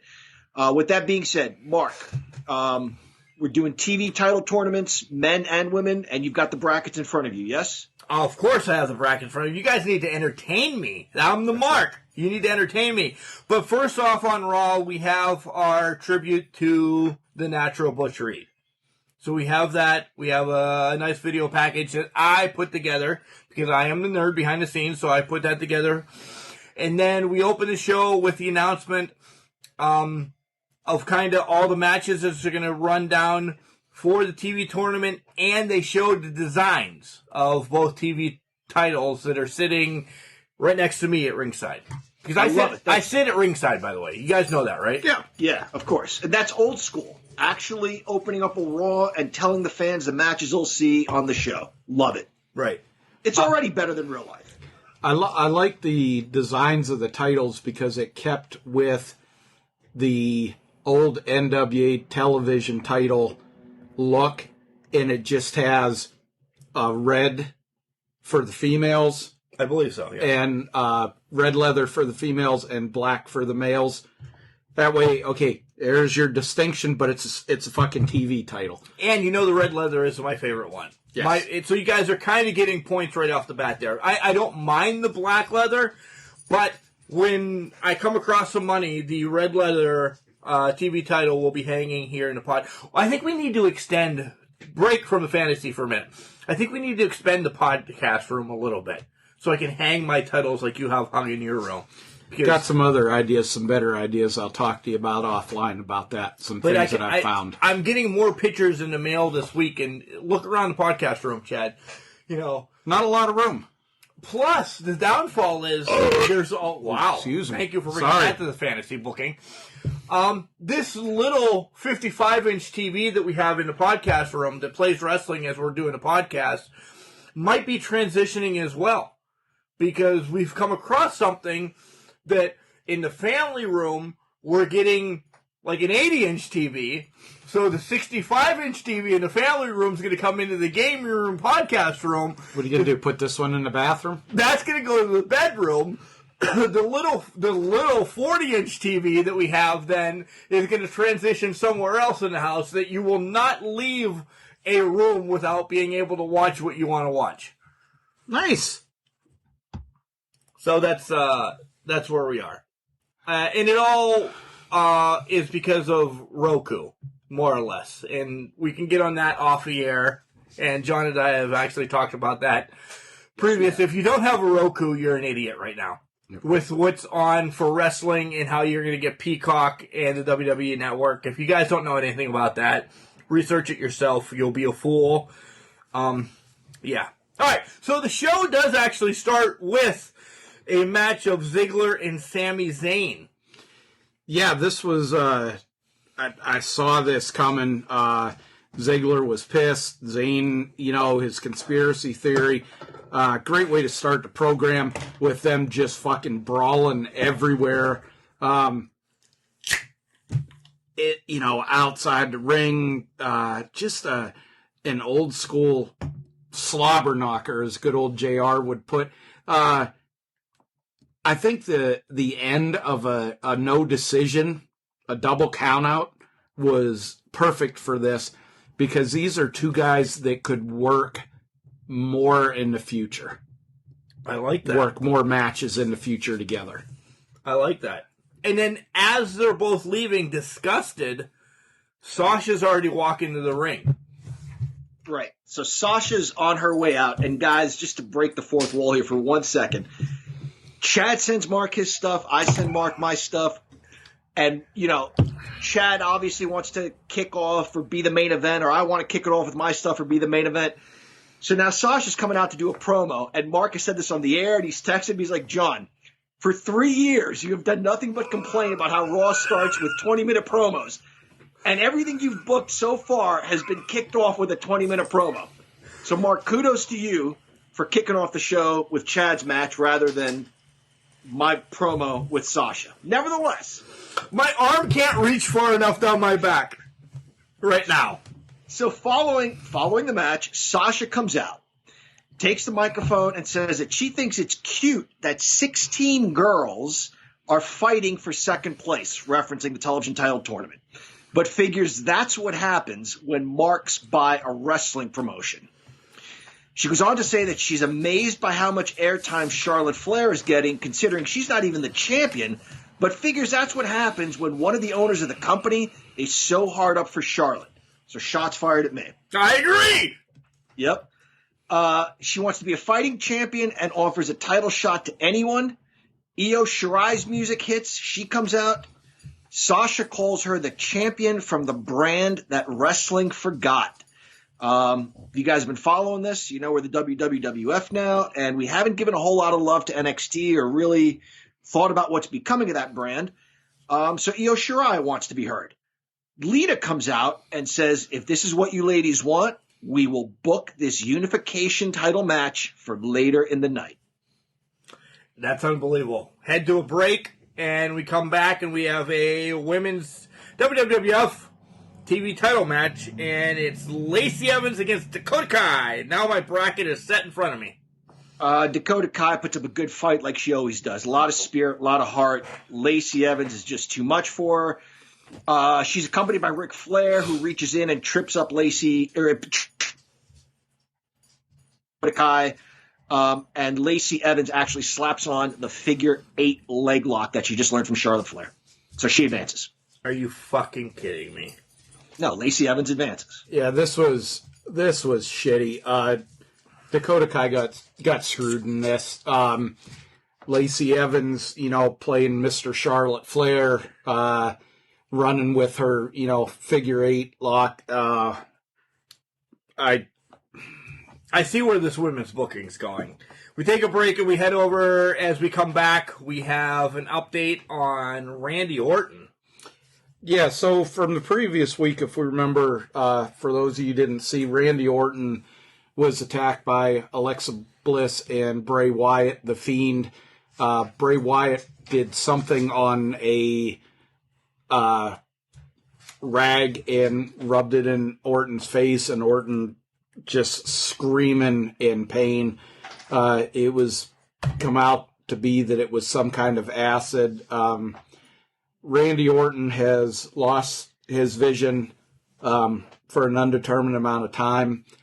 The interview with him, he's sitting there with the patches over his eyes in his home. His wife and kids are there. They're upset. The kids are crying. He said, I've done some heinous things in wrestling and that, but he said, this is just something that I wouldn't have done to anybody, because, it's one thing to try to hurt a person, but you're taking their life support away from them. So it's kind of like, if you're starting to feel bad for Orton, where are they going to go with this? After we leave Orton's house, something with Roman and what's going on there? Roman and all this stuff backstage. Oh, Roman, yeah. Sorry, I forgot about this because I'm so sick of fucking Roman Reigns on the shows and promoting himself. Roman Reigns and the Usos are pissed about what happened last week on the SmackDown main event. They're looking for, Aldis and Storm and everybody in Empire, and there just a video comes up and Aldis is like, you guys don't deserve us to be on there and spike your ratings. You got over 3 million viewers last week just because we were on there. You're not worth it. We'll come to you when we want to come to you. And they just walk off. We head to a break, and Little Caesars tells you about that there's a big deal. I don't know. When we come back, the 4 horsewomen are in the middle of the ring. Speaking of Nick Aldis and Sweet Charlotte, Charlie Caruso is joined by Sweet Charlotte and the 4 horsewomen, who give a promo on the fact, thank you, I'm here all week, that Nia Jax, I'm dying over this. That Nia and Nia Jax and the Saudi Prince? No. Sorry, we baffled you. Sorry. That they've got the tag team championship is what I'm trying to say in their stable. And that Lacey is now advanced in the women's TV title tournament, so it's only a matter of time before there's even more gold in the 4 horsewomen. And then Charlie throws it back to the ring, bringing that back, where she looks at the camera and says, back to you. And back to us is Havoc versus Mandy Rose. This is a quick match. We've seen Havoc tear through some preliminary competition. This is her toughest test to date, which to say is not a tough test at all. She makes short work of Mandy, continues beating on her after the match, and this is where Lita comes out, tells her to cool her jets, and warns her to stay out of any remaining matches or risk suspension from the WWF. We take a break, and in the ring is already Keith Lee, and it's a TV title match that our announcers are bringing Al Snow out, and it was great seeing Al Snow come out to "What Does Everybody Want?" Head! And with the mannequin head, and he's talking to it, and it was great to see him back. This was Al Snow's the sentimental favorite, I think, of everybody in this match. If he doesn't fucking win this, I'm going to be pissed. And, you know, Keith Lee, being as respectful as he is, he kind of, I don't know, he's kind of talking to Al a little bit, and you can hear over the referee's mic that he's like, you know, I'll make it look good, but don't try anything stupid, kind of a throwback to the last Rocky movie where he went against the champ. And Al Snow he uses his experience. Which is a lot. He uses that to kind of keep out from the power moves of Keith Lee during this match for the most part. And at the end of the match, there's Keith Lee hits the referee going for Al Snow. He clips the referee, and the referee's down, and the guy jumps out from behind the barrier in a mask and rolls in, and he grabs head and hits Al Snow, levels him out. And Keith Lee doesn't see this. He doesn't know what the hell's going on. And guy rolls out, tucks down next to the ring. Referee comes to. Keith Lee hits a splash, 1, 2, 3, and Keith Lee's just laying there, and he doesn't realize what the hell was going on the whole time. And the mask guy gets up and comes in, and he's standing over Al, and Al's looking up at him.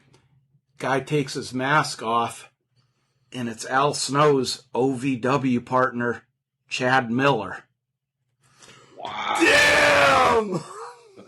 And he just takes a mask, fucking throws it in Al's face, spits on him, and walks away. Wow. Chad Miller being a giant douche. Wow. He is a giant douche anyway. We take a break and we head back, and in the ring, we're ready for another match, and it's Bayley against Liv. Yeah, there's a TV title tournament match. Guys, it's Bayley versus Liv. That's all you need to know. It's okay. Bayley wins. Moving along, it's now time for the main event. Io's out to the ring, pumped, ready to go, and you hear the legit music.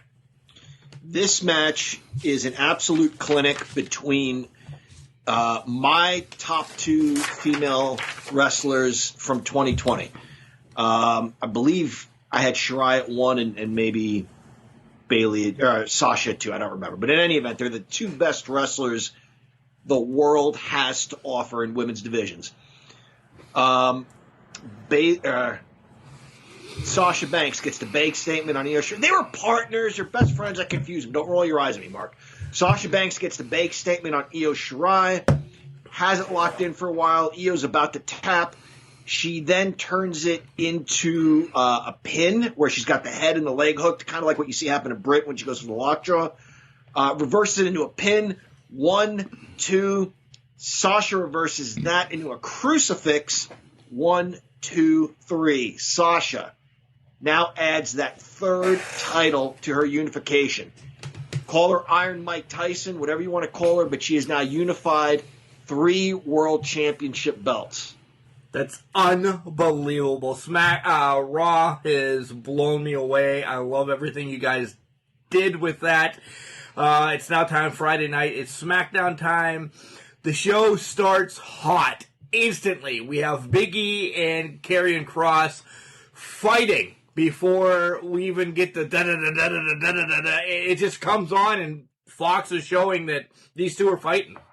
Yeah, the announcers were like, you didn't get to see the pre-show, the intros and everything, but these two couldn't wait.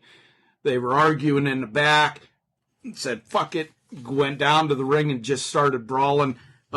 This was just a knockdown, drag-out, hard-hitting match between fisticuffs, big guy, slobber knocker.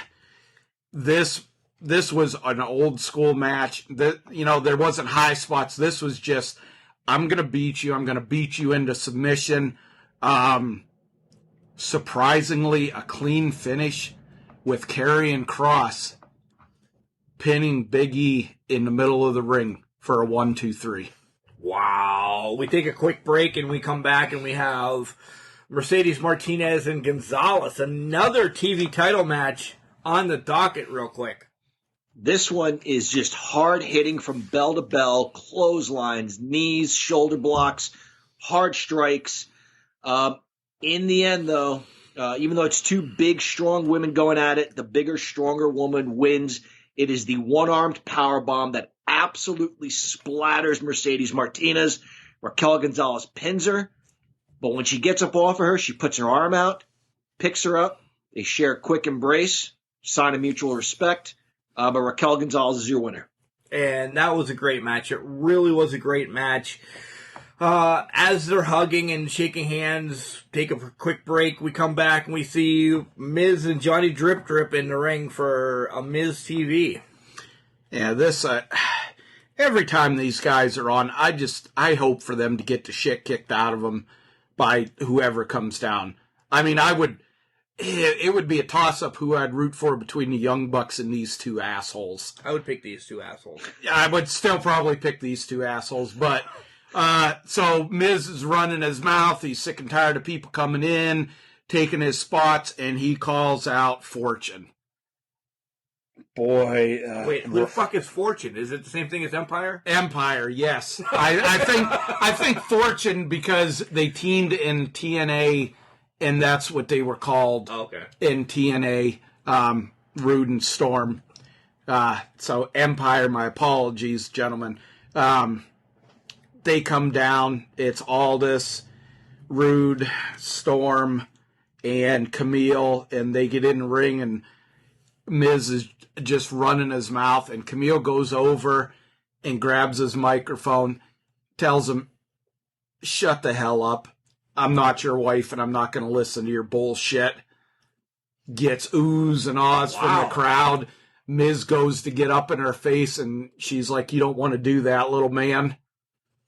And hands a microphone over to Aldis, and Aldis just proceeds to rip Miz a new ass, saying that only reason he had the title is because he was, you couldn't tell where his nose ended and Vince McMahon's ass started. I'm not Vince McMahon.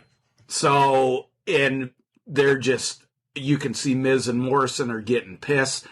And all this is like, you know what? Just to prove how good we are, the tag team champs, with no notice, will face you tonight in the main event for the tag team title. Wow. We roll this into a women's tag team match then. Yeah, Mandy Rose didn't fare too well on Monday night against Havoc, but now she's got her tag team partner Dana Brooke back. They are challenging Shayna and Nia for the tag team titles. We see Lacey Evans, as we said, advanced, but do the four horsewomen lose some gold here? No. Shayna and Nia win handily, defend the tag team championship. Head the break. When we come back, we have another package about the Natural Butchery. We have some memories from some of the guys, how he's been training them and stuff like that. So, and then just as the package ends, Sasha rolls out once again.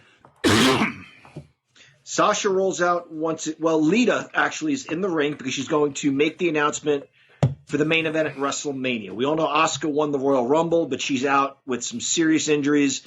There was a fatal 4-way last week, but Havoc came out and wreaked havoc, so nobody won that match.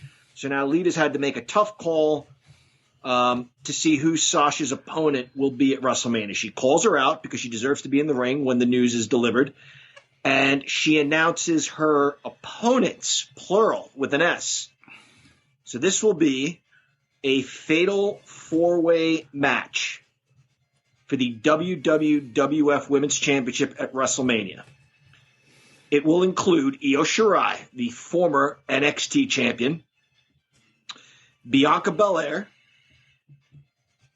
obviously the champion, and Rhea Ripley is thrown into this match. Rhea Ripley, who hasn't had a great streak going, is now thrown into the main event at WrestleMania. So, with whom do you think this does not sit well? I would imagine Havoc. Yeah. She comes to the ring and is just seething.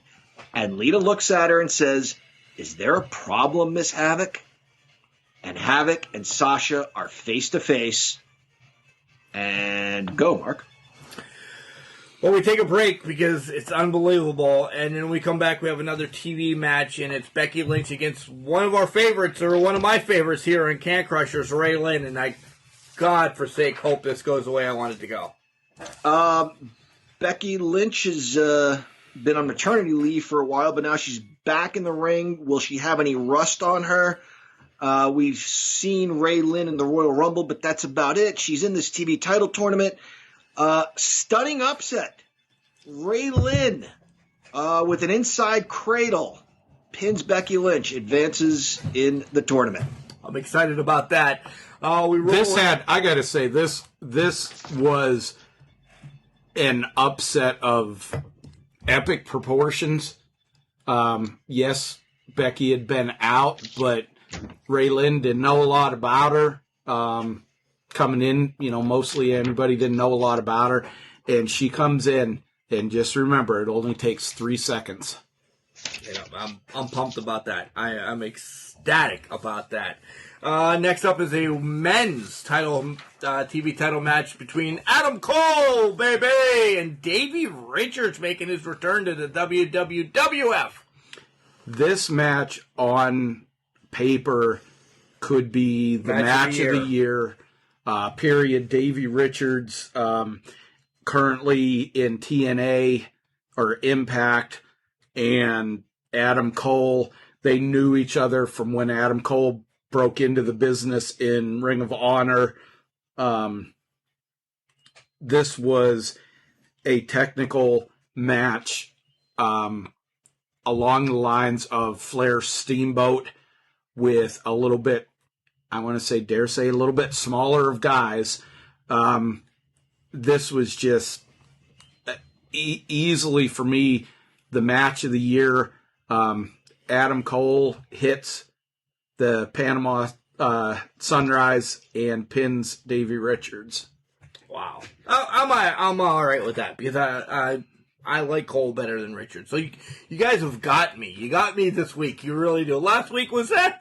This week I'm good to go. Is Lita back in the ring again, John? She's backstage with Charlie Caruso. There have been some negotiations. She just wants to make it clear that the match at WrestleMania will not be the first pin or submission wins. You can be disqualified. You can be counted out. It will be an elimination process, fatal 4-way. Oh. So that, Sasha fought for that. She didn't think it would be fair that she theoretically could not be involved in the decision. She said she's okay with the fatal 4-way, but asked it to be elimination. Lita agreed. Wow. This is a great move, because the bullshit of a champion not being involved in the decision and losing their title, it should never come into play. Rolling on to the main event, we have Johnny Drip Drip and The Miz taking on the tag team champions. Are we going to see new champions, or the Empire going to continue, Chad? Camille brings Storm and Rude down to the ring, and there's a little bit of pushing, shoving at first between the guys. some little tests of you do this, I do that. And then Miz turns around after making a good move with Rude, and Rude had tagged Storm. Miz did not see this, and Storm super kicks the Miz and lays him the fuck out. Lays him out cold in the middle of the ring. Damn it. 1, 2, 3. Damn it. This match legit was less than 2 minutes. The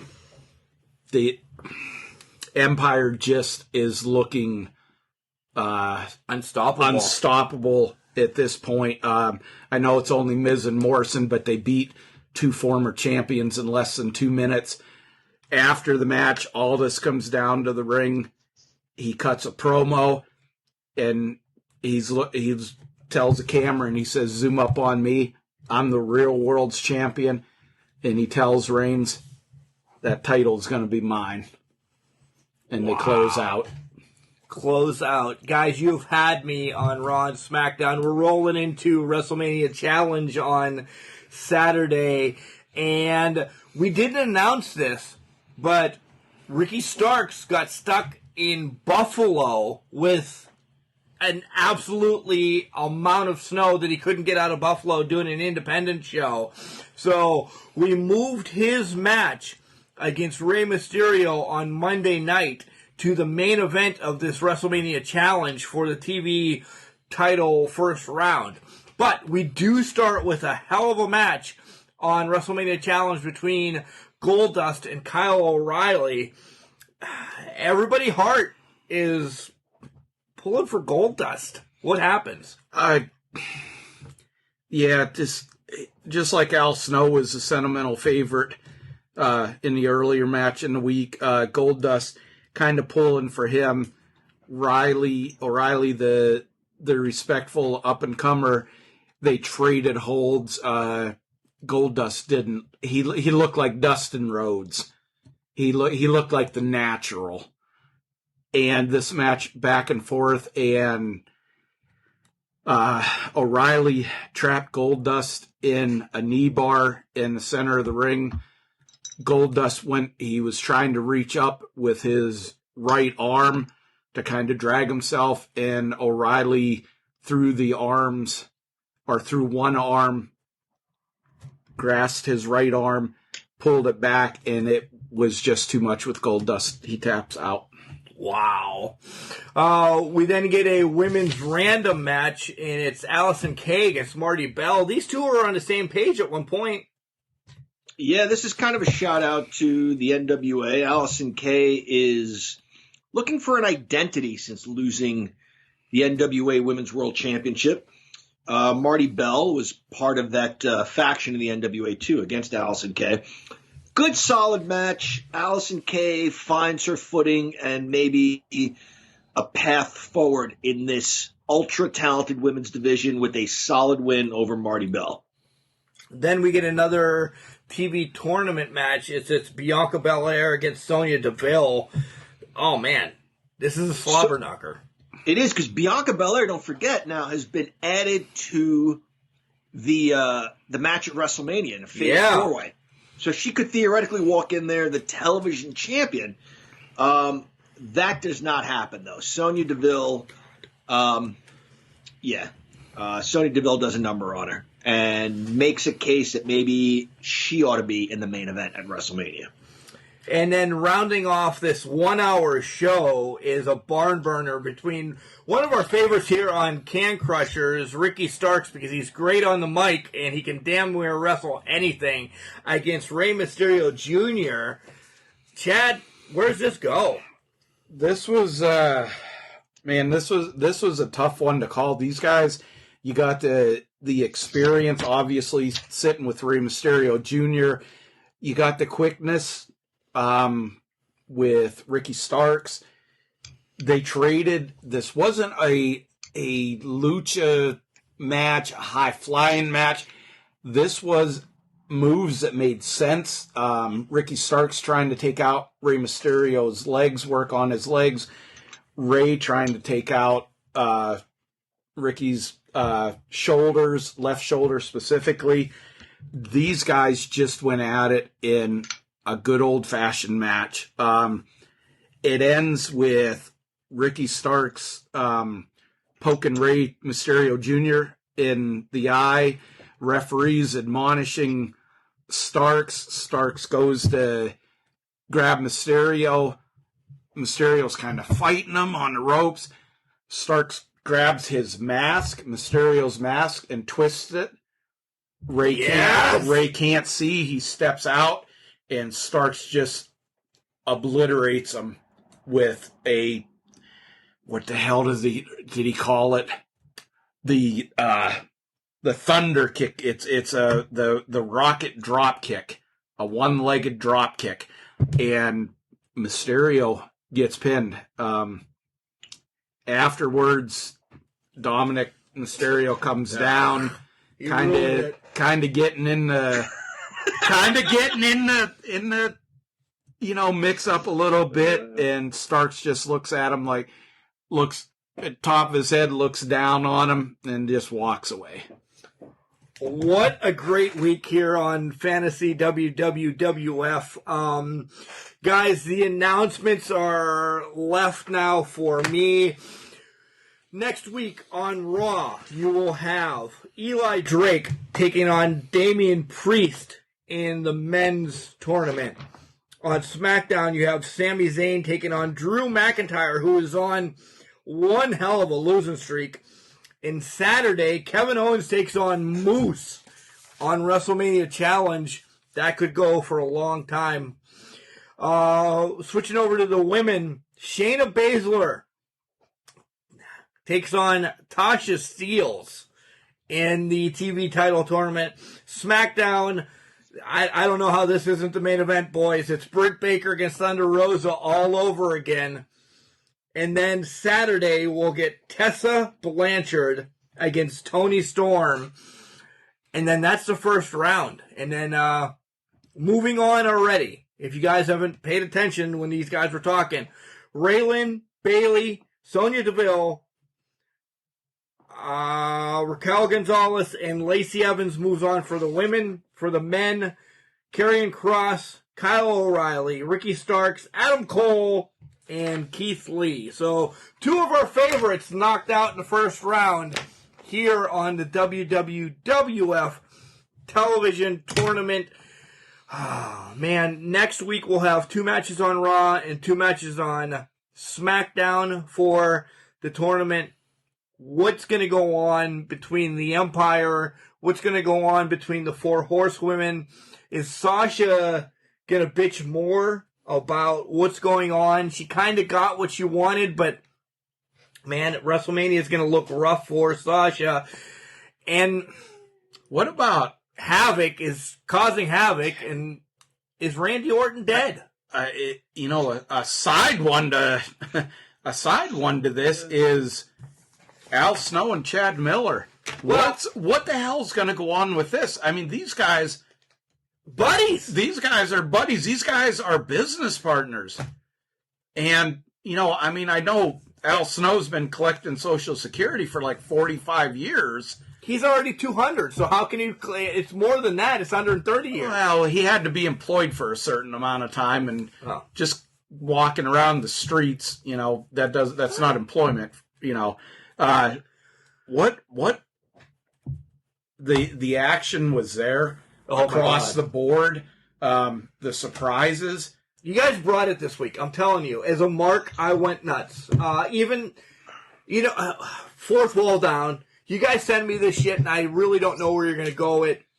So I have to throw the card together like the real Booker or whatever. I thought this wrapped up nicely. And you guys brought it quick, too. I just treat the Saturday show, I don't want to say it's a throwaway show, but not nearly the level of like Raw or SmackDown. I got to say, Chad brought it for the Saturday show, too. Yeah, that's something that I wanted when I negotiated and bought the rights to an hour show on Saturdays. I didn't want it to be a highlight, a video package thing. I wanted it to be holy shit, Rock and Roll Express versus Russians for the NWA tag title. That's the whole show. But I wanted it to be the excitement. I wanted it to be arena matches. I didn't want it to be nothing against your undercard or your jobbers or that, but if I'm gonna throw money away, I can find other ways to do it. Buying something and getting ratings, what is that going to lead? Is that going to lead to them wanting more shows? Let me say the last drink of the Michelob Ultra Cucumber Lime Seltzer is rough. But it also helped that Ricky Starks missed the bus. So that was a huge main event, sliding that from Monday to Saturday. Yeah. Huge main event. All right. When we come back, we have John's segment. We have some news on what's going on. We'll touch more about New Japan and John learning how to use a Roku. Hi, this is Julia Lynn, a.k.a. The Dime Piece, and you're currently listening to the Can Crushers podcast. I guess you should pay attention because, they asked me to be a part of it. And welcome back, Can Crusher Nations. It is I, the Glorious Gurus, sitting next to the Mark. You have slowed down drinking. Well, I gotta walk home, and you have to walk home. I gotta walk. That's 20 miles uphill both ways. In type snow, walk. 20 degrees. I see what you're doing here. I'm not going to forget about the English professor, John. Even though that section earlier, I didn't know what the fuck he was talking about. But, that's why he's the English professor and I'm the guru. Right. Right. Sure. You lost me there. John, it's your segment. You're still milking your first delivered beer. It's a big one. It's one of the 24-ounce cans. 8 fluid ounces. I drank that Foster's in the first 15 minutes, which was like 40 ounces, and I've had many more, as you can't tell. As I can tell. Yeah. So this is Love 'Em While We Have 'Em. I'm off tomorrow. Well, that's good. It's an opportunity for us to shower praise upon the wrestlers while they are still here with us. Hopefully there's an off chance they're listening and they know just how much we appreciate them and we love them while they're still here. And I believe Chad is up this week. Chad, you have a name for us? Yes. This one I know we joke about looking around the room, and it's not necessarily to pick one that's in the room, but maybe something to jar our memories or our thoughts. And I came up with this guy, Ole Anderson. I've got to give some, and I'll tell you, part of this comes from reading books about the NWA and the territories and seeing how much he was involved. So, but I'll stop it at there. But I'll say Ole Anderson. Let me go first, John, because now he's legitimately just thrown me under the bus. He's legitimately just thrown me under the bus because it's been a month now, maybe a little more than a month. Chad has ordered this DVD collection of Ole Anderson, and this motherfucker, he gets one on a Tuesday, and he watches it. He's like, hey, it's just great. You need to watch it. I'm like, yeah, I'll borrow it whenever. Thursday, he walks down, and he's like, hey, they sent me 2 of them, and I'm not going to say anything because that's just the way that the Glorious Guru is. You can have your own copy of this. Awesome. I will watch these. I can't wait to watch these. Now I have some dust on them. I have not watched them because I've been watching a lot of random other stuff. Ole was long in the tooth when I started watching wrestling. There was a Minnesota Wrecking Crew between him and Arn, and Chad's going to bury both of us on this. By the way, you know that, John, right? Yeah, of course. Okay, that he's setting himself up to look like the fucking Glorious Guru. Would I read that he was a bastard? But that's not what we're supposed to say. So let me talk about when he did work with him and Arn. I loved how when him and Arn they really worked over moves. The shoulder, the arm was their number one thing. You know, he did the finisher off the top rope. I love that tag team wrestling style. I really do. What do I know outside about Ole? Nothing. I didn't read the book like he did. I didn't watch the 2 videos like he did. So, great worker. He sold the Horseman when he was part of it. And I will step back because I don't know anymore. Chad's going to kill us. So, you go for a little bit. Okay. He was very believable as a mauling type wrestler, tenacious type wrestler. Mark, to your point, as a tag team with Arn, as members of the Four Horsemen, you got the sense that he was proud to be a member of that team and a member of that faction. So everything you just said, I'll also mention, don't forget, towards the end of his career, he actually turned babyface when the Horsemen ditched him. He Mark air quotes, missed a show. And Tully accused him of missing time with the Horsemen because he was spending too much time with his snot-nosed punk kid, and only punched Tully, and then the other Horsemen took Tully's side. There are those people who think the best version of the Horsemen was with him in it. I don't know that I agree with that. But when he turned babyface, you think about what a miserable bastard he was as a heel. He was believable as a good guy because he was so committed to being excellent and that tenacious wrestler that I mentioned earlier, that he wanted to get back at these guys. And then a few years later, the reunion of the Horsemen, one of the biggest pops ever. Arn and Tully were in the WWF. Flair was by himself. He's getting beat up by the JPEX Corporation, Gary Hart's guys. And who comes out for the save but the Andersons? That is still one of the biggest pops I've ever heard. Again, as a babyface. And then when they dumped Sting, he went right back to being the miserable bastard of a heel that we always knew he could be. That was not a great version of the Horsemen with Sid Vicious and guys constantly coming and going. But Ole Anderson was the nucleus. He was the foundation of that group. And in that regard, he made it believable. You know, guys, all joking aside, yeah, I've read his book. I've watched the videos. You can get on shootinterviews.com and see a lot of his stuff.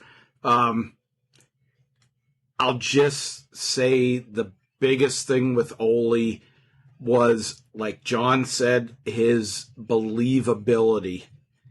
Whether, he as a heel, you could just look at him and he had the heel look. Yeah.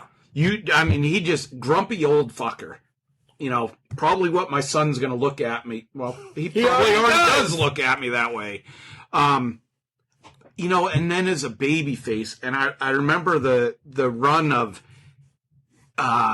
him teaming with different guys over a year, from Thunderbolt Patterson, Bugsy McGraw, whoever else, and wanting to get Dusty as his partner to get back at the Horsemen.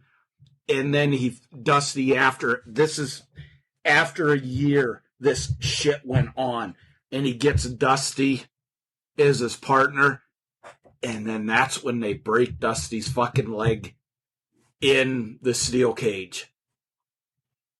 It's just, say what you want, he's old school, he's called, he called the Shield 2 indie jockeys and a football player. But he could hang with guys like Ricky Morton and Robert Gibson, or he could brawl with, the bigger guys. Just his believability. All right. Believability is where we're all sticking. I think so. So here's to Ole Anderson. Here's to Ole Anderson. I have the pick next week. I already have it in the hopper. So Ole Anderson. I'll take a drink. Cheers to being here. So, guys, we always promote, in less than 2 weeks, February 20th, IWC will have Kickoff, their first show of 21. A lot of great matches. Again, IWCWrestlingNetwork.com. No, IWCWrestling.com. For only $9.99 a month, you'll be able to see everything we talk about. Britt Baker, Wardlow, what Chad's looking at me. You're going to say fuck Jock Sampson. Well, no. I mean, he's a fat bastard, but he can't help it. He's facing one of our favorites, Bulk Nasty. Earlier this week, he posted on IWC Jock Sampson 740.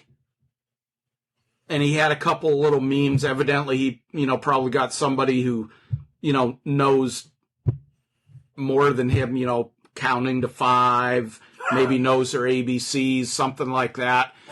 And I was like, 740. I was like, what the fuck is that? Is that what his weight is up to now or whatever? I don't know. Wow, I missed that. Other matches, Andrew Palace defends his title. You're going to see the Money Shot taking on Oh, God, why? I'm watching this IWC thing big time. I know Johnny Patch is there along with Jace. What's Jace's last name? Nonetheless, but Danny Gray. Oh my God, I'm drinking too much. What the fuck is wrong with you? Yeah, Ray Lynn and Danny Gray combined. We just had her on the show. She's going to be making a surprise appearance at IWC. She's coming back home. The point of that whole thing was just to push everybody to listen to the Spotlight from last Wednesday. And also, isn't there an 8-person intergender tag team match? Is that the same night? There is. And that involves next Wednesday's Spotlight. But we won't tell you who it is. We won't tell you who it is. You just need to listen to it. Yeah. I almost botched that. Stop it. Stop it. All right. Retromania is finally fucking coming out after the third or fourth developers. It'll be out on February 26th if you've downloaded it and pre-ordered it for the Switch, the Xbox One, or the PlayStation 4. You get the digital download. The hard copies, who the hell knows when they're coming. I'm still excited for it, Chad, but Wrestling Empire is taking over my life. When the wife's playing the O-Droid, when I'm not playing the O-Droid, when I'm not playing Wrestling Empire, the O-Droid's taking over my life again. It'll be on my console, but it might take a little bit. If it was last year when I talked to Mike Herman, I was excited. It's lost its steam, yeah. But still looking good. They're putting trailers out. Totally off that, but before we go, I wanted to include... That was all I needed to talk about. I wanted to throw out there good news. Bill Eadie, a.k.a. Axe, a.k.a. the Masked Superstar, him and his wife had contracted COVID. Contracted? Yeah, they got it. All right. I mean, I'm sorry. Was that too big of a word for you? Way too big of a word for me right now. But anyway, they thought they were paying for it. They were old, they're in their 60s, but they've been given a clean bill of health. That's good news. It's another superstar of our childhood. And he's fellow Pennsylvania. He is fellow Pennsylvania. He really is. You bringing anything to the table there, Professor? I don't think I knew he was a Pennsylvanian. We only found that out at WrestleCade, or what the fuck did we go to a couple weeks? WrestleCade. Yeah. Oh my God, I drank way I too much. I did know after he said it. I knew he was from Pennsylvania, but I did not know the town. As close as he was to us. Yeah. Yeah. And he knew where Ridgeway was. He knew where Ridgeway was. He knew Unbelievably. Johnsonburg is... Oh, Johnsonburg, that's the paper mill place. Yeah. It's like, holy shit. He wrestled in Ridgeway. He wrestled in Ridgeway. That's why he knows where it is. Yeah. Yeah. He did. Against the Swamp Man. Yeah.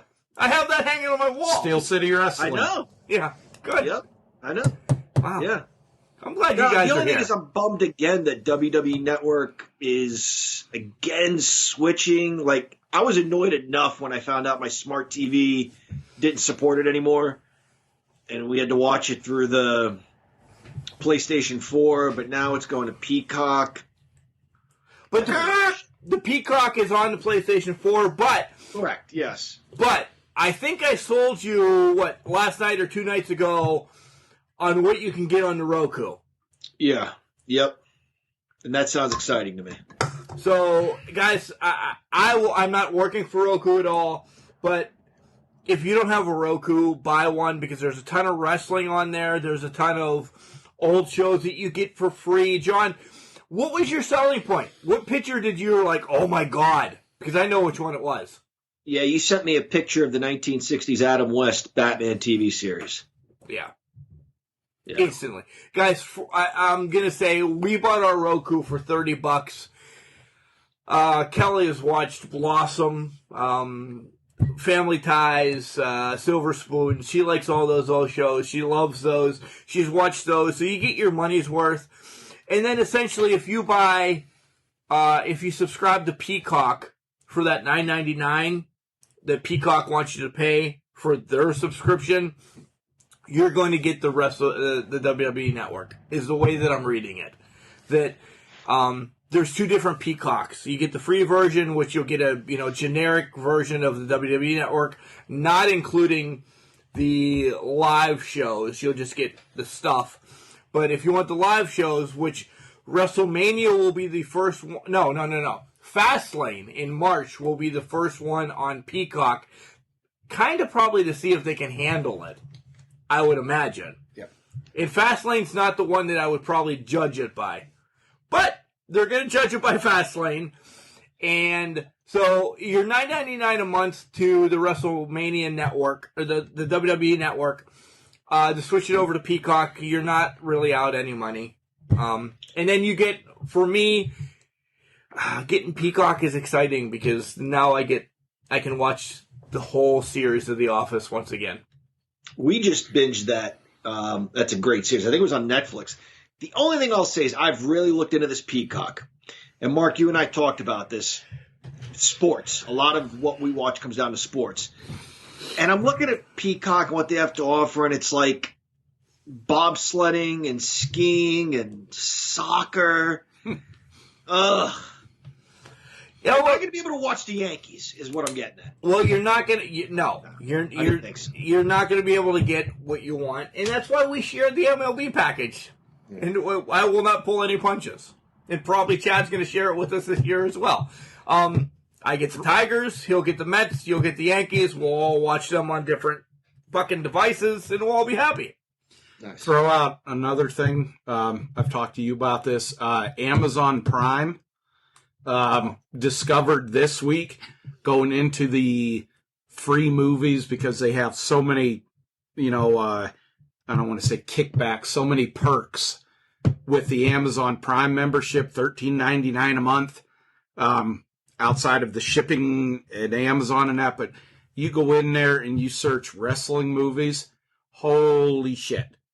350 days about life on the road, a lot of the older wrestlers, so it's not the glorified shit of now, it's, guys driving, guys traveling. Yeah. Go back and listen to that interview with Evan Ginsberg that we talked with him. Yeah. There's a lot of USWA, a lot of stuff with, Lawler, the Von Erichs, Bill Dundee.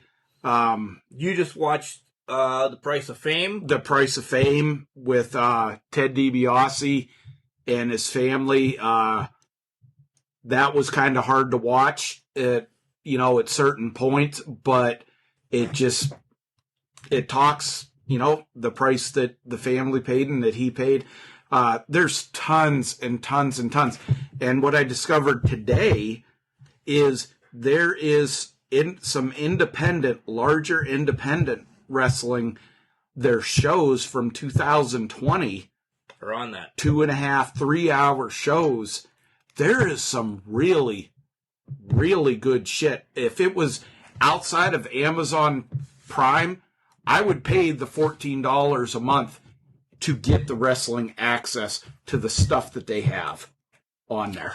All right, guys, that's our show for this week. I want to thank the glorious Guru for stopping by once again, as always, in studio. At home is the English professor. I am Mark the Mark. Guys, you can find us anywhere podcasts are. I'm not going to name them all tonight because you know where podcasts are. Our social medias are all at CanCrusher69 for Facebook, Instagram, and Twitter. Send us an email at CanCrusher69@gmail.com. And I lost my train of thought. Just remember, John. No, I'm not there yet. Yeah, okay. I'm not there yet. No, because I want to see how much you botched it up this week. It was something else. Damn it. It was something to throw John under the bus. I was rolling so good until I looked at you. Well, I'm sorry you're not going to be able to make fun of me or whatever you're going to do. No, not you. It was Chad I was going to make fun of this week. Oh, you just said you were going to throw me under the bus. No, I was looking at Chad when I said that. Yeah, whatever. But, guys, big hammer and interview coming up this Wednesday. You guys want to make sure you listen to that on the Can Crusher Spotlight. And Chad and I are working on some biggins. Some radicals. Yeah. I'm excited about that. And I'll touch on that with both of you off air here in a minute. But, all right, now it's time. Just remember, just because you're trash, it doesn't mean you can't do great things. It's called a garbage can, not a garbage cannot.